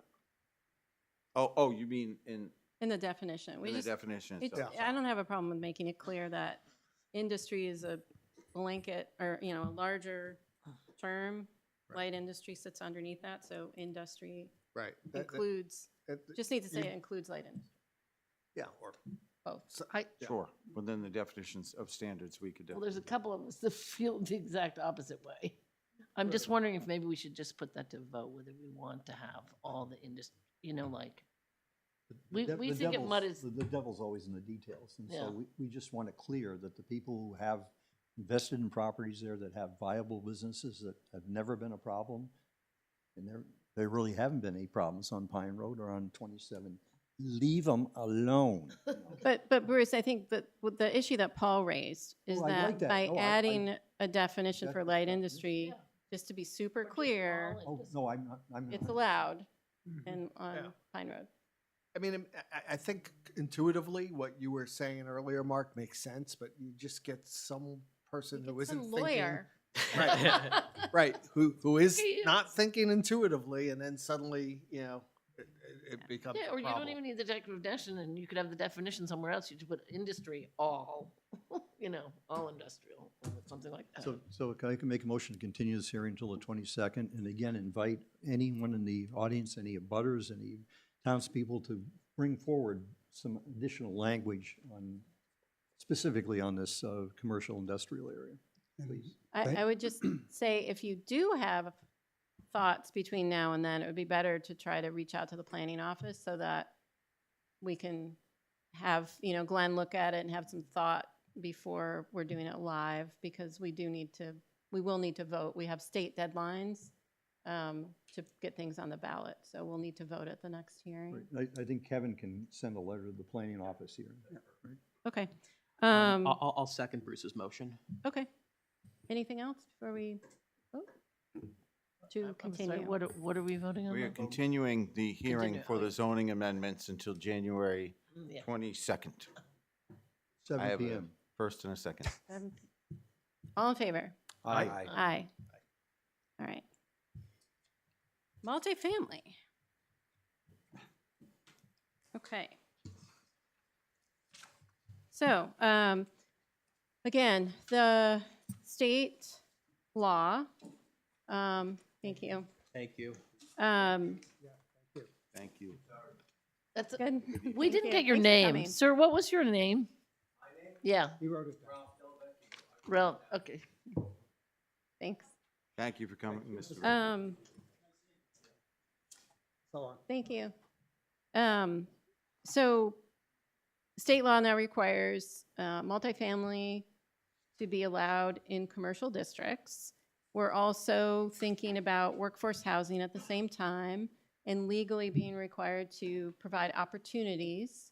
We had some developers come in and talk to us about what's realistic because of the way the law is written. We have to provide reasonable opportunities. So we wanted to be able to put together a proposal that was defensible, that said, you know, again, works for Brentwood, consistent with the law, will create opportunities. That's, you know, realistic that somebody could actually propose something that would work. So this is where we landed. Let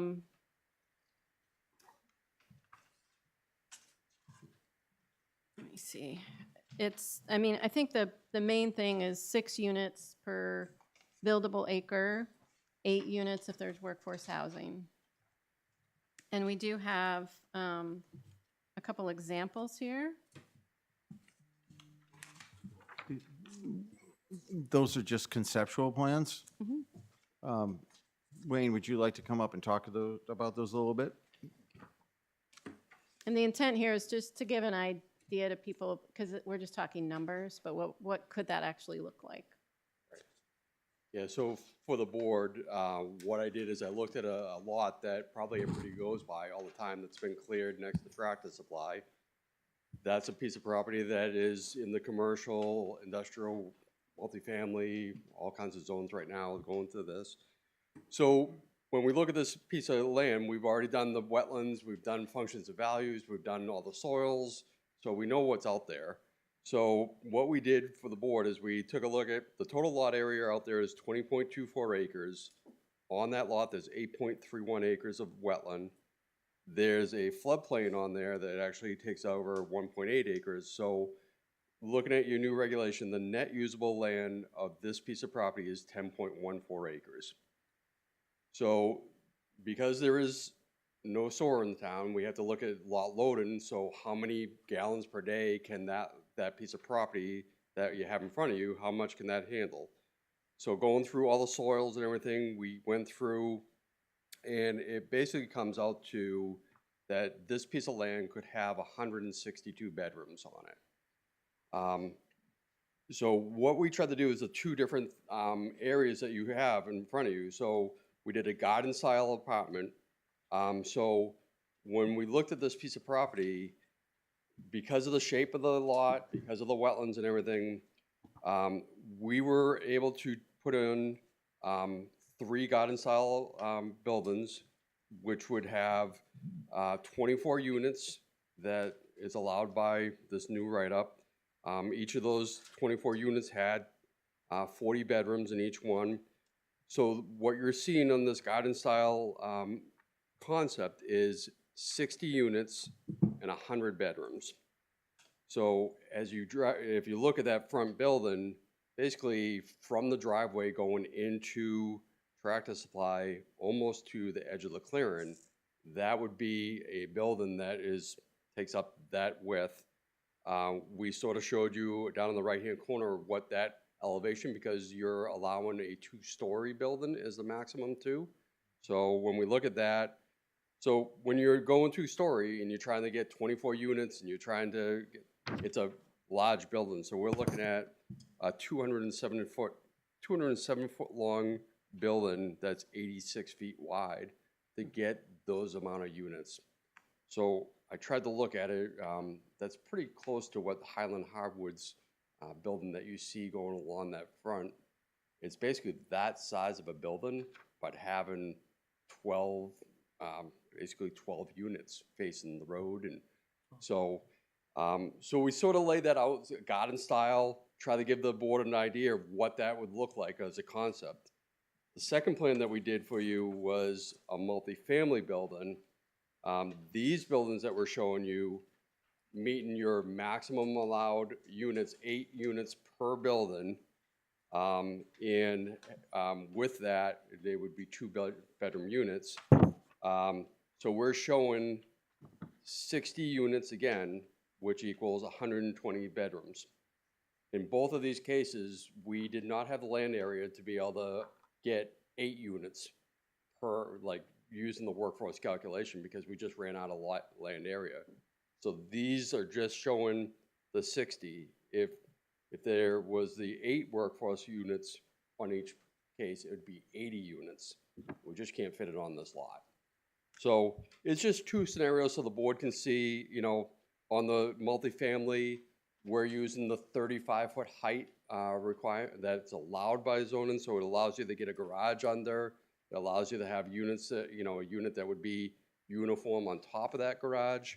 But then on the garden style, because it's only 2-story, to try to get that maximum amount of 24 units in a building, there is no garage.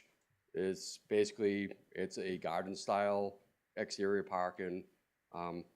As I said to Mark, this is not a proposal by us at all. This is just to show you scale of what you have in your ordinance that you're proposing, so you can understand scale of and massing of this thing. The So, garden style is quite a big mass. You're saying that's 200 feet in length? yeah, The Highland buildings are 120 feet long.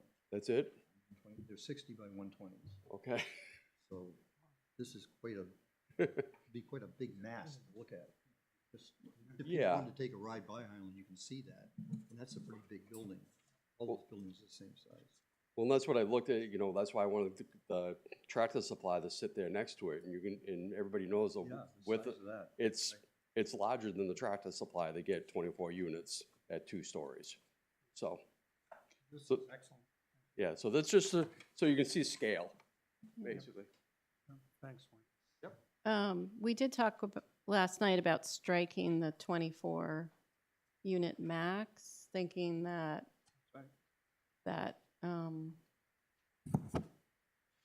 yeah, I don't know what the right thing is to do there. I don't know, but I mean, if you look at the townhouse style, that just looks a lot less intrusive. It looks like a lot less massing, you know, on the site. Maybe the visual part isn't any concern. I don't know. You think the garden style is less Well, intrusive? that's a big mess. You've got a 200-foot building Yeah. facing the road here. Right. That's a big building. Compare that size and scale to the Tractor Supply, not only Oh, Tractor oh, Supply okay, building, okay. but Now I know. include all the yard area Yep. of Tractor Supply, all the fenced-in area. That's one hell of a massive buildings. I don't know from a legislative or a statute standpoint, does the town have to go with something that large? I mean, do we have to allow garden size or garden style? So one thing that you may want to consider, because looking at that garden style, if you allow the garden style apartment to go to the same 35-foot height as what you allow every other structure, then you could maybe either have 3 stories of buildings, and which would reduce the size of that. So by restricting, I was going by what you have written. So you say garden style is only 2-story. So, you know, the town of Epping has 2-story, but they've been challenged a few times, and people are challenging them to go to 3-story because it reduces the size of the building. So maybe going to allowing maximum 35-foot height, but not restricting it to 2 stories may get the scale of that building down, so it's a little bit more reasonable. Yeah, maybe that's We not talked concerned. about I'd like that, too. to hear what Joe thinks. if you looked at these two propositions here, I don't know if you saw this or not. Yeah, I saw it tonight, but What might be more saleable? I think you have in the last zoning that I have just read, that you can go to 3-story if you do affordable units. I Is that I not? think we took that out. I do think that was We had in talked about an it. iteration Okay, because in the last draft I saw, it was still. of the workforce. No, yeah, in other words, if you gave the two. Yeah, we You scrapped did. the whole workforce Okay, thing and went back to the old Brentwood workforce ordinance. As why couldn't you increase the height of the building to like 40 feet or 42? Fire safety Okay. and our local capabilities. Yeah, I mean, I think shrinking the buildings, you know, if you had a perfectly piece of square land, unlike this, you wouldn't be having these problems. And it was deep and it was bigger. But every site is gonna be different. Yeah. But what is more marketable? I guess I should ask that question, in terms of townhouses or garden-style apartments. But Oh, well, I think the townhouses are more attractive. more attractive. But you lower the price when you go to the garden. So you get a different mix and you get a different qualifying financial buyer, you know? And that's why when I read this, if you had a big enough piece of land, you could do multiple types of uses Certainly. to fit in the units, you know? Just so people are aware that this is multifamily, again, as Kristen's aptly indicated, is only in the commercial zone. Correct. So when you look at Brentwood's acreage and land mass along 125, with all the wetlands on the west side, the spruce swamp, this is kind of an outlier, I would think, this 20-acre parcel. Right. That number of houses, kind of an outlier. Well, and half of it is in the floodplain and in the wetlands. Right. So the questions. Steve, did you have some I guess I have input? a question for you. But I guess part of what I was going to say was that Mark Fugere and I had advocated for 3 stories to keep the footprint smaller and to keep the cost lower. I'm guessing, and maybe the site constraints wouldn't allow, could you have split these buildings? Could you have had more buildings with smaller units per building? Like the 200-foot buildings, could they have been cut in half and moved apart 20 feet? Not on this Not in scenario. this site? Yeah, because the fire department wants structures separated by, I believe it's 35 or 40 feet. So, and you're limited with what you have. Right. All right. So, yeah. So we had talked last night a little bit about taking out the 2-story limit, and just leaving it the normal 35 feet. And I think we're on the same page last night. Does everybody still think that? Okay. Other comments, questions, reactions? Sarcastic remarks.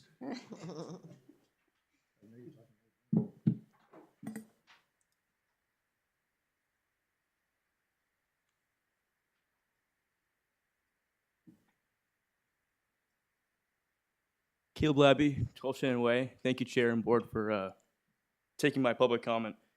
So, I know this is not officially proposed, is that correct? It's not like official, okay. And will there be a hearing on this if there's like a layout that's chosen? Yeah, this was simply to give people an idea, because without seeing something, it's hard to picture what 6 or 8 per acre means. So it's totally hypothetical, but using a Brentwood property to see what, so it's realistic, fits Right. within our rules, existing rules. In the current New Hampshire laws that you have to show some sort of, like you're going towards workforce housing some way, right? Or We how does have that to work? allow realistic opportunities for someone to develop. And if we don't have something like this on the books in whatever form we come up with, a developer can come in, propose a multifamily development somewhere in the commercial zone, and we will have very little control over what that. Yeah, so Looks like. there are kind of 2 statutes at play here, because there's the Yeah. workforce housing statute that goes back to 2010, and then the more recent change that the legislature made in 25, which is the one that specifically allows multifamily commercial districts. Hmm. Just to clarify, multifamily is market rate.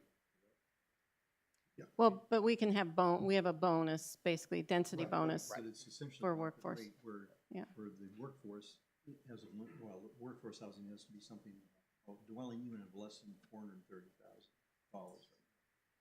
So practically, are we going to get, because of the fact that the seacoast area is, there's high demand for single-family residential here, is it likely that anybody, Joe, to answer this question, is going to come in and build workforce housing?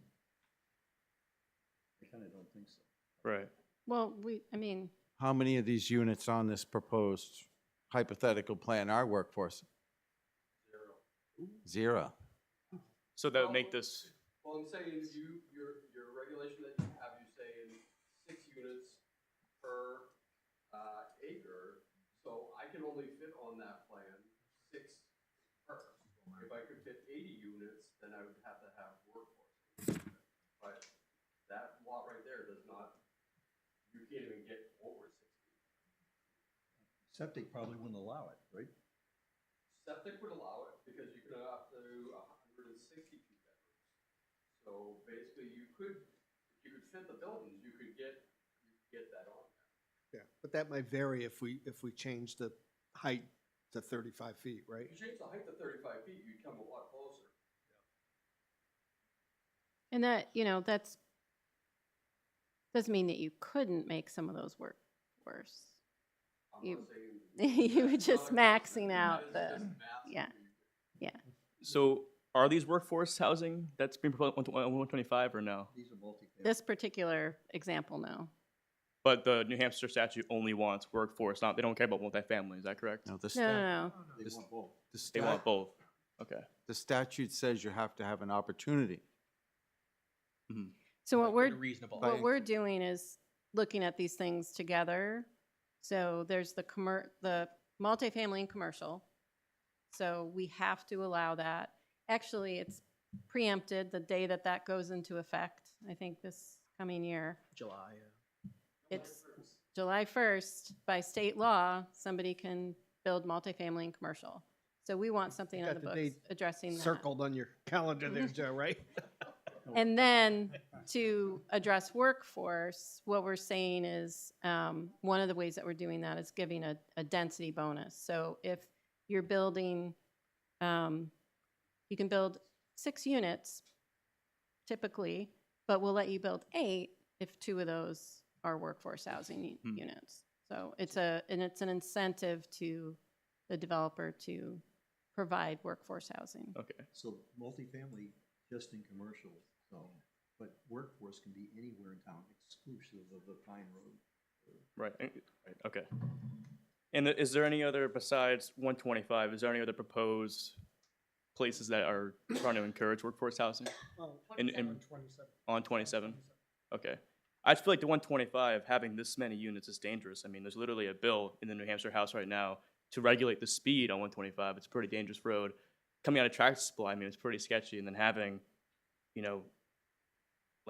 over 60 units here, that's probably going to be 100 cars in and out every single day. Conceptually. So, exactly, I mean, Yeah. you're not adding DoorDash drivers or something like that. So, I mean, Yeah, Wayne can explain. So state DOT issued a permit for one driveway for both of these lots. But based on what is actually proposed and accepted by the town here, state DOT may have more of a plan, or they may make you enlarge your driveway or enlarge the radius where it comes out onto the road. Maybe a decel lane. that wouldn't help for left turnings unless. No. And the DOT, that takes a lot of time with the Brown Heavenly Donuts. All right, well, thank you so much. I appreciate it. Oh. Mr. Swayze.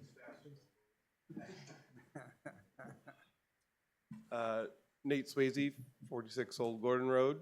I would encourage the board to come up with plans that aesthetically meet Brentwood's residents' wishes and not try and feed numbers to a developer in hopes that they build something that's affordable for a few people, as I just don't see that happening, like someone mentioned, that they didn't propose any on here because they first and foremost built the ones that made them the most profit. So let's keep, excuse me, the dimensions and whatnot to try and keep the wishes of the Brentwood townspeople first. Because I just don't feel that a developer would, out of the kindness of their heart, build something that's affordable for everyone. So are you saying we should require workforce housing in certain developments, or are you saying I'm saying change the? if we want 2 stories, we do 2 stories. Don't try and accommodate a developer's wishes, because I just think they might take kindness for weakness in ways. So I err on the caution of extending out, because it could go ways that we don't want to see. That's my opinion. It sounds like the height is a As I used trade-off. as an example. And it's a trade-off with Reducing the size. I size, understand that, but height and footprint. that doesn't mean they will do it, right?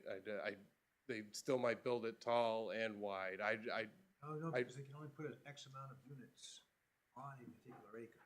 So it doesn't matter if it's wide or it's tall, it's number of units. Well, we have a 24 right now, and there's a limit of 24 units per building for the garden, so they would go up, not out. And we have site plan review. And there are a number of requirements in there for aesthetics, for bulking or debulking. But, yeah, this is a tough one, because we've had long conversations about character of Brentwood, requirements from the state, and having to have something that's realistic, that's actually creating opportunities. Probably 80% of Brentwood is residential agricultural, I would guess. Probably 80% of Brentwood's acres. Yeah, is we should just residential agricultural. remind folks, when we're talking about the multifamily too, we're just talking about about 125 and 27. So this whole area is still all residential, agricultural, no multifamily. So multifamily, we're not stating this in the rules, but, we're looking to have something that's somewhat affordable. I'm sorry. No, you can finish, please. That's maybe more affordable. I mean, Joe, in a townhouse situation with, maybe 3 stories, in the value today is going to change next week, but these $500,000-$600,000 units, probably. Not that that has anything to do with us formulating rules and regulations, but just to understand. Why are you talking about it? I'm sorry. Yeah, go ahead. Thank you. Oh, yeah. I think this is a quick question. I'm not sure. I'm just wondering where the 24 number came from. Like, was it comparing to other towns, or like, it sounds like if it's so big, is there a reason it has to be 24 and it's not 16 or 8? I'm just wondering where the number came from. I'm Heather McDonald, sorry, 209A North Road. Thank you. Trying to limit the number because, and I don't know who, well, Wayne's here. So if you looked at what DES, so basically the number of units on a piece of land are pretty much regulated by subsurface disposal septic. So if Brentwood didn't have the rules that you use to, design this feature here, what would be the increase over what we're advocating versus what the state would allow? Would the state allow potentially a third more dwelling units per acre?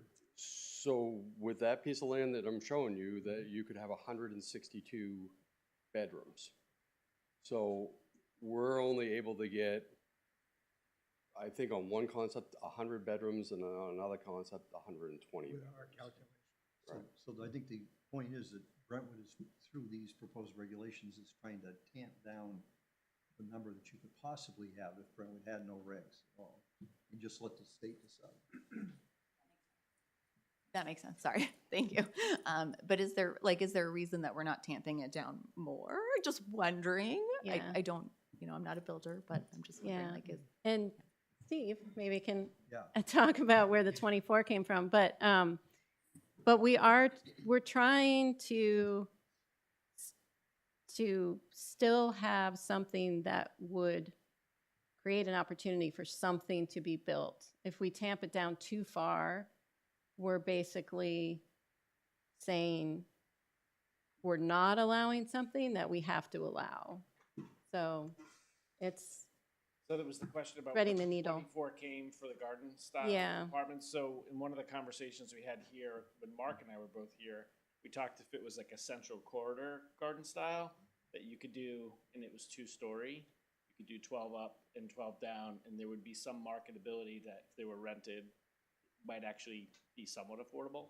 It wouldn't be just priced out for everybody. If you start making the buildings too much smaller, I can imagine the costs get crazy. And that was part of the rationale. At the same time, the town doesn't want to have buildings quite as big, and I think we're being cautioned to be careful, what we're asking for. You don't want to have buildings that seem out of character, so the planning board's trying to walk this fine line.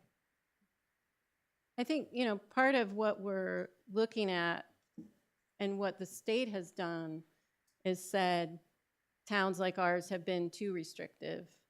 And if we're not trying to, work with this, we're going to see more.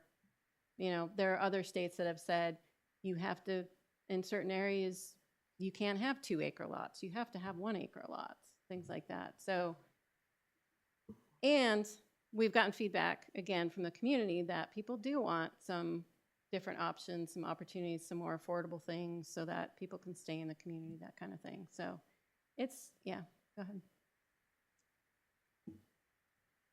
I've been on the hunt for the land since you started talking about this, okay? The biggest problem that people don't understand is they would like to see your multifamily zone of 1 unit per 2 acres and say, forget it about the state. That ain't ever gonna happen under Bill 631. And they don't realize, come July 1st, I can come in here or someone else can come in here and ask for 10 units per acre. And if it fits, it works. That's the biggest hurdle that I see. That they think that the way they can stop this is by not making it financially capable for anyone to do it. And you're not, you can't go below 6 units. It's never gonna work. It's impossible. Unless someone wants to give land away in Brentwood, and that ain't ever gonna happen. So part of what you're saying is if this fails, if we don't have a multifamily ordinance on the books, and somebody came in and had done the calculation, they can do 162 bedrooms. And it fits. And it fits. And They'll it's take us to reasonable court in design. and be able to build it. Yeah. Because the big That's hurdle. the risk. There's a few things that I'd really like to clarify here. So number one, if you can do a quick Google search, and you say, what is a typical calculation for multifamily housing? Anybody can do it on their phone, and it's probably gonna come up about 10 and 2. Okay, and so the planning board looked at that figure and was like, we're not comfortable with that kind of density. So we actually backed it down to 6. 6 is a pretty low number as far as multifamily housing is concerned.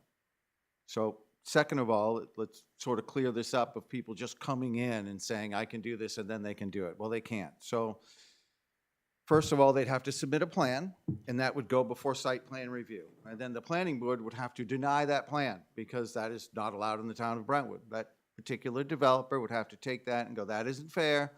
I'm going to take you to court. So we'd end up in court over this. So keep in mind that the town of Brentwood now is paying lawyers. I don't know if you've hired a lawyer lately, but it's a minimum of $10,000 to probably $20,000 that you're going to have to shell out to fight this case in court. It's probably not going to go to the Supreme Court. It drops down to a lower court it's like a housing court where they mitigate such problems, right? It is a very high probability the town of Brentwood would not be successful in that mitigation. So it's a little more complicated than people just sort of laying it out like I say I can, and you tell me I can't, but I can. It's gonna get long, and it's gonna get drawn out, and it's gonna be a court battle. While the applicant is hemorrhaging money, while the town of Brentwood is also hemorrhaging money in this court case, a court case that we probably, more than likely, would not win. Our mission here is to provide some alternatives to single-family homes in town. That's our mission.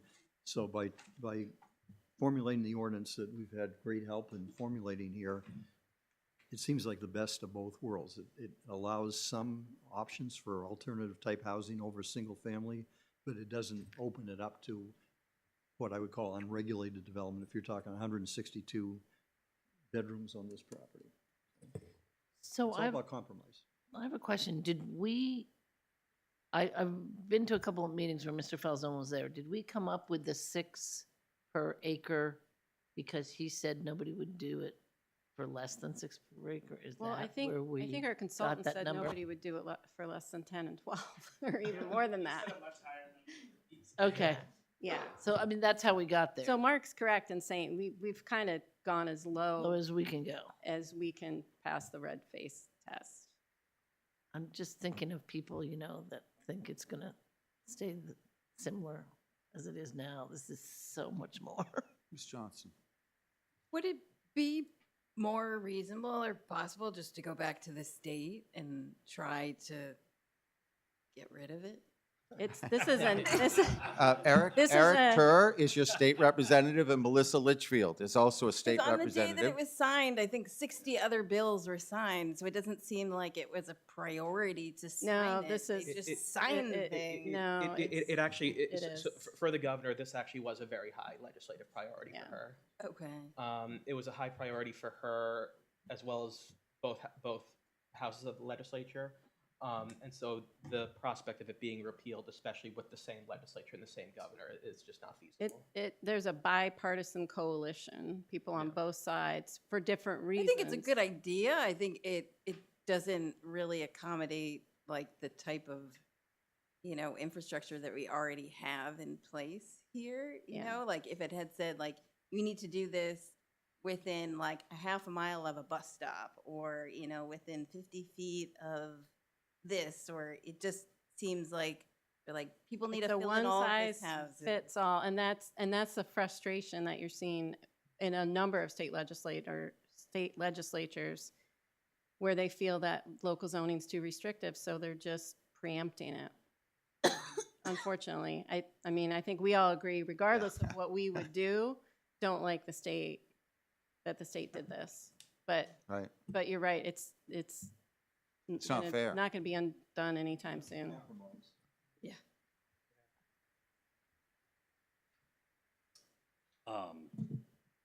Yeah, I tend to agree on the state part. I think we really got forced by the state, and I think they didn't really give us enough guidance on this at all. And I don't know how you guys even started to do this, because it sounds brutal.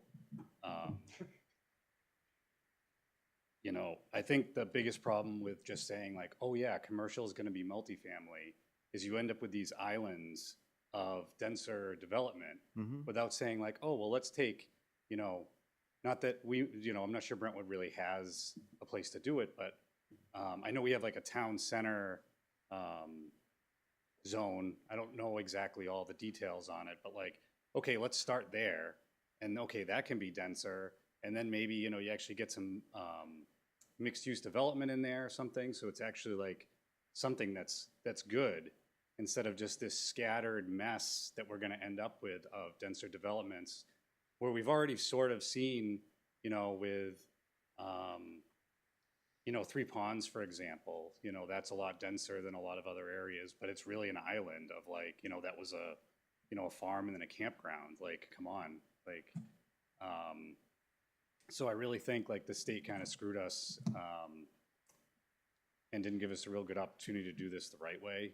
I agree that we need probably more workforce housing, and housing prices are ridiculous right now. You know, the cost to build, I don't know anything about it. It must be crazy, because if you can't, you know, if these units of these proposed or, you know, pretend buildings are gonna be in the $600,000, like, why would you even buy it? I mean, I wouldn't spend $600,000 in that, you know?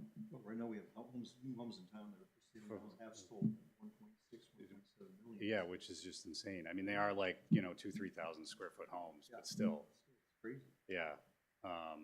So I think that's kind of too bad. I don't think town would ever accept multifamily if you just had that as an overlay zone across the whole town. Right. And I don't think that'd be appropriate either. I would have liked to seen something where it's, you know, this area, let's try to create some denser development, and some mixed use stuff, and not just let it be scattered everywhere, but, state law. The board has tried to push this new development to the outskirts of Brentwood. If you look where 27 is located and 125, it's really, it's in the outskirts of Brentwood. Right. To be quite honest, if you're gonna have higher developments, you probably would want them on a state road. You don't have to pay to pave it. You don't have to pay to maintain it. So it takes that pressure of congestion out of the middle and pushes it to the extremities. Okay. I'm just searching for some positive. I'm not happy with the state. Yeah. I don't like the position they put us in. We're doing the best that we can here to react to that position, Understood. you know? The biggest problem Brentwood faces is just a lot of lack of soil, buildable soil. Oh, of course. Yeah, it's a swamp Thank everywhere. God. I mean, Thank God. We are all concerned about this, but a lot of these fears ain't gonna be allied because there probably aren't very many parcels of land that would really support intensive development like that in our commercial zone, be it either 27 or 125. okay. I know Joe has a few ideas in mind, but Yeah. he's well researched. And then the only other kind of comment, I have some other I think they're all not super relevant anymore now that we've gone through so many things. The one other thing I wanted to bring up was, you know, with these potential new multifamily developments, you know, parking lots, lighting, I think that's one of the kind of the lousiest parts about kind of having residential and commercial mixed. Is just like, okay, I got this light in my window all day. And some developments, I mean, since I've been in town, have done a good job with it, and some of them have done a terrible job with it. I don't know what requirements the town has for lighting. but that We might have be a dark something- skies ordinance. We Okay. have had, there's some, you know, things that are probably grandfathered in. We have had some developments that had approved lighting that changed it for security reasons. Mhm. And we were told by the police that they were advised to use that lighting. And I don't know if we can take it up with the select board, but we're not in a position now to enforce or change Understood. those things, but I share that concern. There's some blinding lights along 125 in particular. But we do have a dark skies ordinance that are supposed to prevent that. You know, we have a lot of development on 125 now, and these dark skies ordinance came in. It's under site plan. If you go on the town website and under planning and zoning, you can read all of the site plan regs. Of course, what Kristen's saying is the lighting is a big feature and very specific as to what you can do and not do. But these regulations don't apply to grandfathered uses.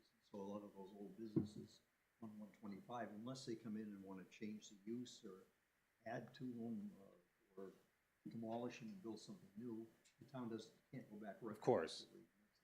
Yep. Those are some of those blatant issues are existing situations. Okay. And then as far as I know, on one of the plans, the building got absurdly large. And then the other one, it's better. I mean, it really depends on the unit size. I mean, what are the square footage of the bedroom? There's 160 bedrooms or whatever, but what's the square footage of that? So you could end up either way with that huge building. I don't know if you have to, can you limit the square footage like of the, you know, a multifamily building to prevent it from being like an aircraft hangar? I mean, So we have a limit right now in the garden style for the number of units. You're saying, should we have a square footage, gross yeah, footprint or, you know, limit? like longest dimension in one direction or something. You know, I don't know, there's probably some flexible ways to define that. Let's see, and then Does any of this change any of the cluster development? No, so that remains the same. Correct. And then what about, you know, if you're developing a commercial lot as residential, what about buffer zones and et cetera? 50-foot requirements where they abut residential. Okay, so there's still, so just because it's a commercial lot, you still need to have the buffer zone. Okay. And what you may be unfamiliar with when you cite 3 ponds is that you see the density involved in those homes that are built there. What you may not realize is 50% of that land in the total parcel is put into conservation, preservation, and perpetuity. So Yeah. They are more clustered, but there's a lot of wild open land. Of course. Yeah, and that wasn't a criticism of the development. It was more of just an observation, which I think brings me to the last comment I had was, is getting rid of the multifamily on the east side of North Road, does that really make sense? North side. On the north side, the east Yeah. north side. If you look at the totality of the parcels on North Road, there's only one that's even remotely suitable for multifamily, and it is extremely, extremely wetlands challenged. Okay.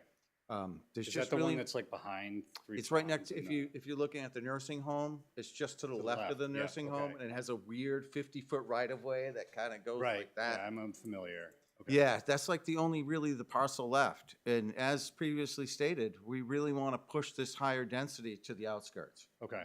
And Joe, you remember I asked you why you didn't buy that parcel, and you might want to just summarize what you told me instead of saying exactly what you told me about that piece. Why?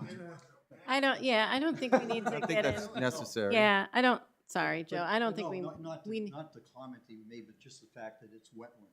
yeah, but I don't think I think the main point that Mark just made is that now that we have to have multifamily along the commercial districts, it just made sense to take some of it out where it would be in the, residential agricultural district.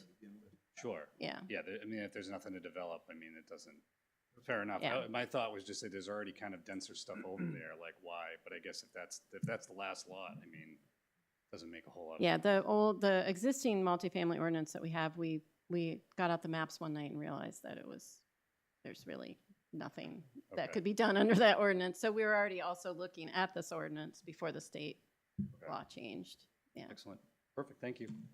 Thank you. Yeah.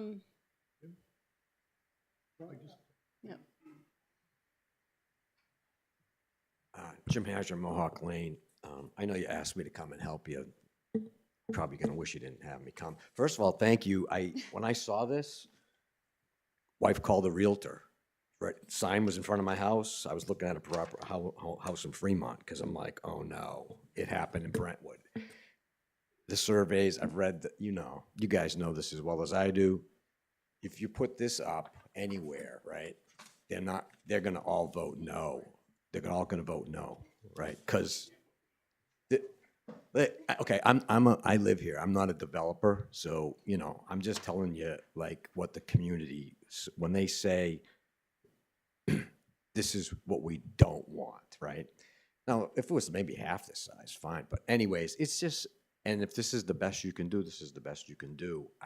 I would keep this away. Because honest to God, when I saw this, I took a picture, sent it to Laura. I go, yeah, time to move, right? Because like, I've seen this before. I was community development board guy in Methuen and saw what happened. There's no green space left there, okay? I know it's not the same, right? But No, it's not remotely the same. I'm not, Bruce, all I'm saying is like, I really mean, and maybe I'm wrong, but I think if people see this, they're gonna freak out and they're gonna go, what is it? The one survey question that we laughed about.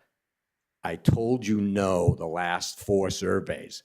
I'm gonna keep telling you no until you hear me say no. Right? Jim, the different, and so I'm not. I told you I'm not I knew I don't think I'm gonna help you. That's what I'm gonna Don't let ask people you. see this because they're gonna just vote no, and Right. because they're gonna be against this. So somehow couple you things. need to- One is what's changed since we got some of that feedback is the state law. So we have to do something about multifamily.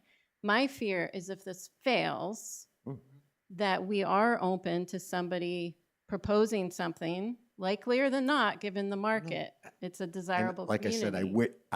I'm not saying this to, I'm just saying people, if they see this, they're gonna just go no, and then, right? Open it up slightly more. Do you see And any different? I don't know if there's any other way to make it such that it couldn't be this big in Brentwood. I don't know. These two different plans there. If you look at the townhouse, are you more favorable to the townhouse proposal? Two pages. First one is the Yeah. garden style. Yeah, I just thought where it's 60 units and over 100 bedrooms, it's big for Brentwood. We have 4,700 people, so. And again, I don't want to drag this on. I'm being honest, when I saw this, I Yeah. went, oh my God, I can't believe this can happen in Brentwood, you know? I really didn't think At- under the new ordinance anywhere that you were in gonna New pass that this Hampshire. would be able to happen. I just didn't think so. And it's, and you can't, there's no way, moving to another community isn't, I mean, this law In is, New Hampshire, this is state yeah. law. No, and there's places where he won't want to go to build stuff like this. Thank We you. can go up to Pittsburgh. Correct. Right. I know. What do you think, Jim? What would the sentiment of the people, the voters of the town, given these two options? Would they still say absolutely no anyway? Microphone. Use your microphone. All right. Penny Labby, I live at 12 Shannon Way, so my property directly abuts this, and I'm just echoing what that gentleman just said, that I'm one of those people looking at this kind of saying, yeah, I'd freak out a little bit. This driveway, the parking lot, that's directly in my backyard. I mean, when they cleared the trees last year for this development, before I couldn't see any of the cars going by, now it's just car lights. So I'm concerned with the buffering of the noise, the amount of activity that's gonna go on. I mean, you're talking 162 bedrooms, you put 2 people in each bedroom, that's over 300 people coming in and out of this huge development. And that's right in my backyard, my neighbor's backyard. There is a buffer requirement, and the landowner, I know Wayne's not really representing the landowner specifically on that case, but they cleared back the lot line. So if they were to come in and get any kind of approval, they would have to put that vegetative buffer back, which is gonna be a hell of a lot more expensive to put that back than to not cut it previously.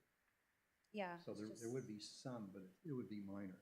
But, you know, you guys, the townspeople, are the ones that have to make this decision. If the state says you must do something, we've got another couple weeks here. We'll have another meeting on the 22nd. Yep. What do we do? Something smaller, maybe not. I mean, this is strange, right, you know, in the back of Tractor Supply. It's such an odd area and hazardous, like Caleb had said, on 125, that's such a hazardous area. I know I drive it all the time.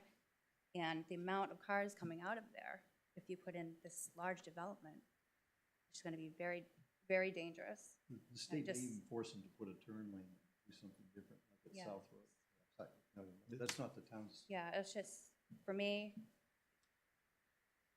personally, and for Brentwood, I just don't like it. And Oh, I don't think any of us, I told you right off. hopefully, I don't want to see any it'll be change. smaller, something smaller, or, But I guess the argument would be before the Superior Court. First, it would go to Superior Court. It may not ever go to State Supreme Court. It started at Superior Court, and the argument by the developer would be, if you limit it to less than 6+2 for developable acre, it's not financially feasible to build it, so you're going contrary, you're kind of passing an ordinance that's contrary to what the state law says.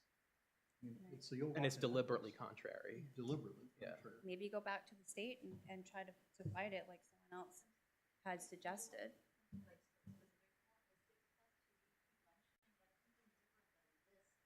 No, it is not. That's actually using the 6 and not the 2. Where the state would allow many more than that if we don't have anything in place. It just really takes away from the character Oh, it of does. Brentwood, and me personally, it's gonna I affect totally agree with you. my home life and my family, so. We did, I think it was last year or the year before, we kind of ran one of our reps out of here. I think the whole board did because they supported this.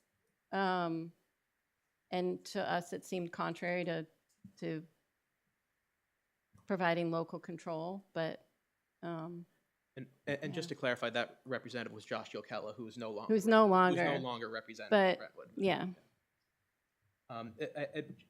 I know that we sound like a broken record, but I do want to be clear that state law really has preempted us here. And come July 1st, the state law is going to take effect, and the law is not going to be repealed. It's not going to happen. I am very, very confident. It's certainly not in the short term. It would, I mean, especially because right now we have the same legislature and the same governor who just adopted it. So. But tomorrow when you're watching the news, write down, every time you hear something about the word affordable or affordability, I mean, this isn't just to Brentwood, this is nationwide. I just wanted to, as the outsider in the room, I just wanted to say, I think the feedback that you're getting, it's not unexpected to get this feedback. I think it's super helpful. And I think you're all getting an understanding of what they're going through. They're understanding your frustrations. I mean, as an outsider, some of the things we talked about that you can consider in the future, because you're very limited without water and sewer, to do the type of density and the really kind of planning that a lot of you are advocating for. I think you're finding new planning board members tonight. But you have a very linear commercial district. And a lot of it's wet and some of it's not viable. You could think about reconfiguring it over time. And that seemed like a big step on top of all the other changes that you're making. But when you have this linear place and you need wells and septics all along, you spread stuff out. And so you do end up with some of this impact that's being forced on you as a rural community. You hear about the concern expressed tonight, if you talked about taking this map and expanding the commercial, the multifamily out into the vast part of what is the heart of Brentwood. If you think this concern is something, that would be amplified 150 times. No, I'm saying the opposite. I'm saying take the gold sections and make them smaller. Yeah. They're commercial. I think we changed it a couple years ago, and it's to the lot lines in a lot of cases. And I know So a lot there's of really, it's not there's built not a in. whole lot we can, I don't think that we can do with the boundaries. Yeah. But I think this has been a really good discussion. I hope it's been Do you helpful. have any advice for us on? I mean, I what- still am an advocate of allowing 3 stories to get a Yeah. smaller footprint. I do think that with site plan and with some of the things you have in here, you have some flexibility.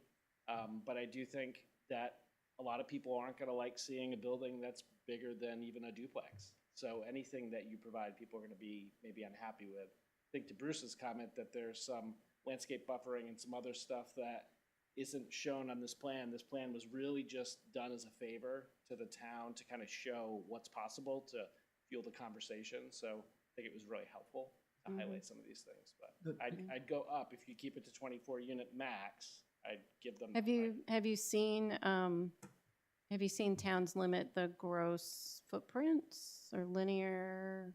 I may have. I can't think of somebody that has, and I haven't seen it being an issue. I haven't seen someone be forced, as he was, to do a 200-foot long building. When we say we allow 1,100 square feet for a ADU, I don't see what the logic would be in saying we are going to only allow 600 feet in a multifamily. Now, under the restrictions of the state law, could Brentwood, although we mentioned 2 options here, garden style and townhouse, could we just strike the garden style right from our ordinance, or not propose that the garden style would be allowed? I wouldn't strike it. I'd give the option. Because they're 2 different things. But then you're going to have more spread out, more mass. I mean, we can see the mass. Well, we can see the mass here. Well, I think we have that because we did 2-story. And so if we do 35 feet, then it shouldn't be that different. But what, Joe, what's in a 3-story townhouse? Isn't it a garage under, with maybe 1 auxiliary room and then 2 living floors above that? Yeah, those are we did those on Washington Road in Rye, at the corner, that intersection, if you saw those. Yeah, buildings. Joseph's right on the rocks. Yeah. You know, the problem you have is this gentleman did a sketch for you. If he takes a square piece of land, you're gonna see a totally different plan with the buildings. And you hear in the comments there's gonna be tons of units on 125. There's not, because there's not a lot of land. It's getting the right piece of land and making it work.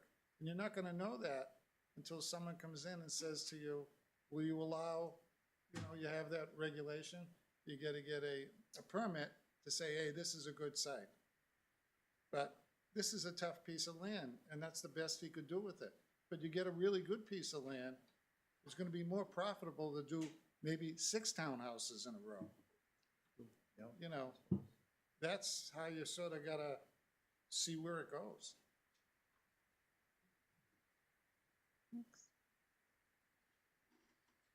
Board discussion? Are we thinking that we're gonna continue this one as well? Yeah. I'll make a motion, because that doesn't have to end discussion. We can still have discussion after the motion. So I'll go ahead and make a motion that we continue the proposed multifamily ordinance to January 22nd, January 22nd, 2026 at 7 PM. Second. Any more public comment before we? I just asked people to come back again, and It Jim, was so much fun. you too, and you too. So, no, I'm sorry. I'll give you something positive. I honestly thought maybe it would be more like, you hear this multi-use thing. So I'm thinking, yeah, it'll be like business type, and then you have some apartments or something with it, not 60 units with 120 bedrooms. So there, I gave you something positive. And that's an option too. We could There's- still see that. And by the way, I really love my development. I do. So thank you. I do. I've only been here 7 years. Jim, we're going to try to come, some of us at least are going to try to come Saturday morning to the rec center and talk with folks. Awesome. That is awesome. I think that's a great idea. So get And your people will tar be and good because feathers. they'll Jim. have really good pancakes, so they'll be in a good mood. Just hide that. Don't show them that. Jim, I don't, Jim, yeah. what are you asking for your house? So just for the record, to be clear, I don't think we want to be in the business of hiding anything. I do think that we I'm might only get joking. sidetracked by having a very specific piece of property and specific example. No, it was, So and I maybe we- thank the gentleman for doing it, because otherwise you have I had no idea. How does a person understand? So thank you so much. I really, I mean that. I mean, I'm part joking, but I'm not. I think people are gonna be really concerned, as you are. I mean, and I understand the frustration, and we have really good people on this board, and I know you're doing the best you can with what the state has done to us. Basic So question, what I know. would you do? I know. So again, maybe that's one thing, if there's a way we could kind of force more of a multi-use thing to it. For thought over pancakes. All right, are we ready to vote to continue? All in favor? Aye. Aye. All right, any other business on our agenda? Yes. Yes. I don't know, but I said yes, so Thank you. nobody runs. Thank you. Thanks, everyone. Thank you. Minutes? I thought we were holding on the minutes. Good job. Good job. No. Thank you. Okay. But how, yeah, what? Thank you very much. Yeah. Very important. We need more alternates, if anybody, Yeah. More than you know. Yeah, I bet. Thank you.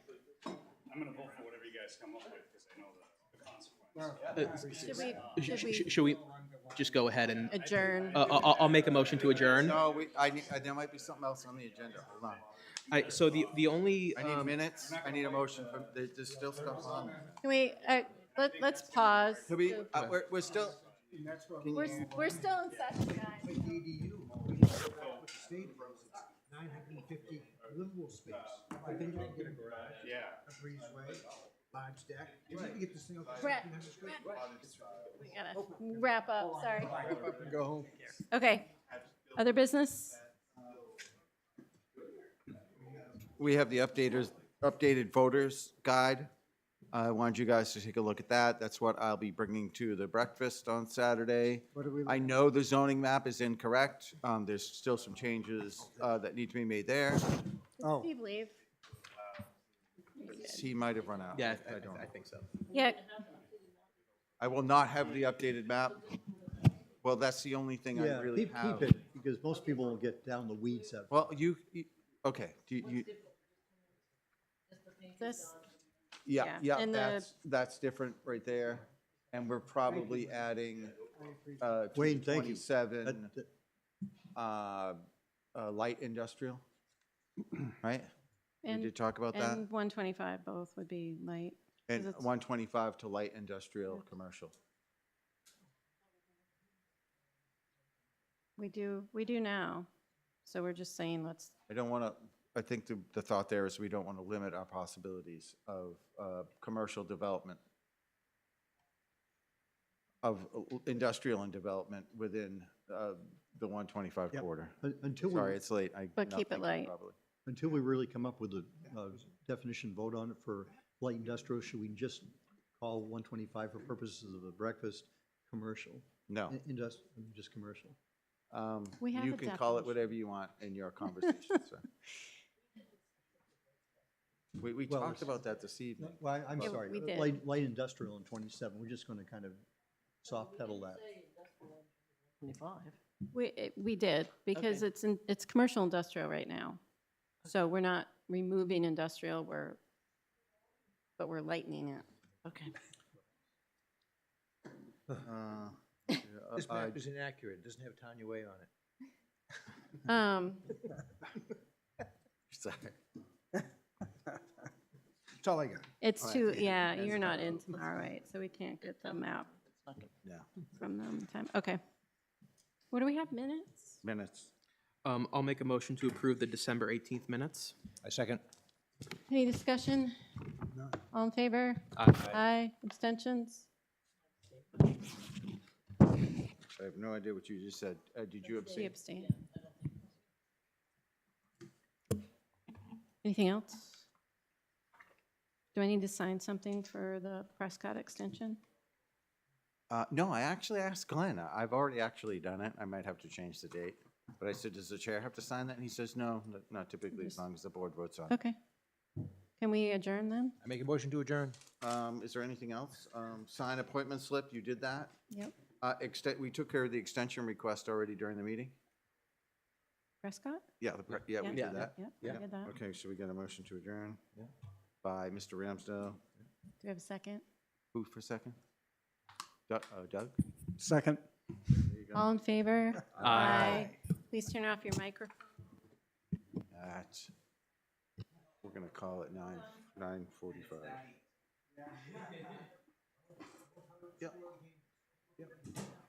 We're good. We're off. Yeah. I made it. I survived.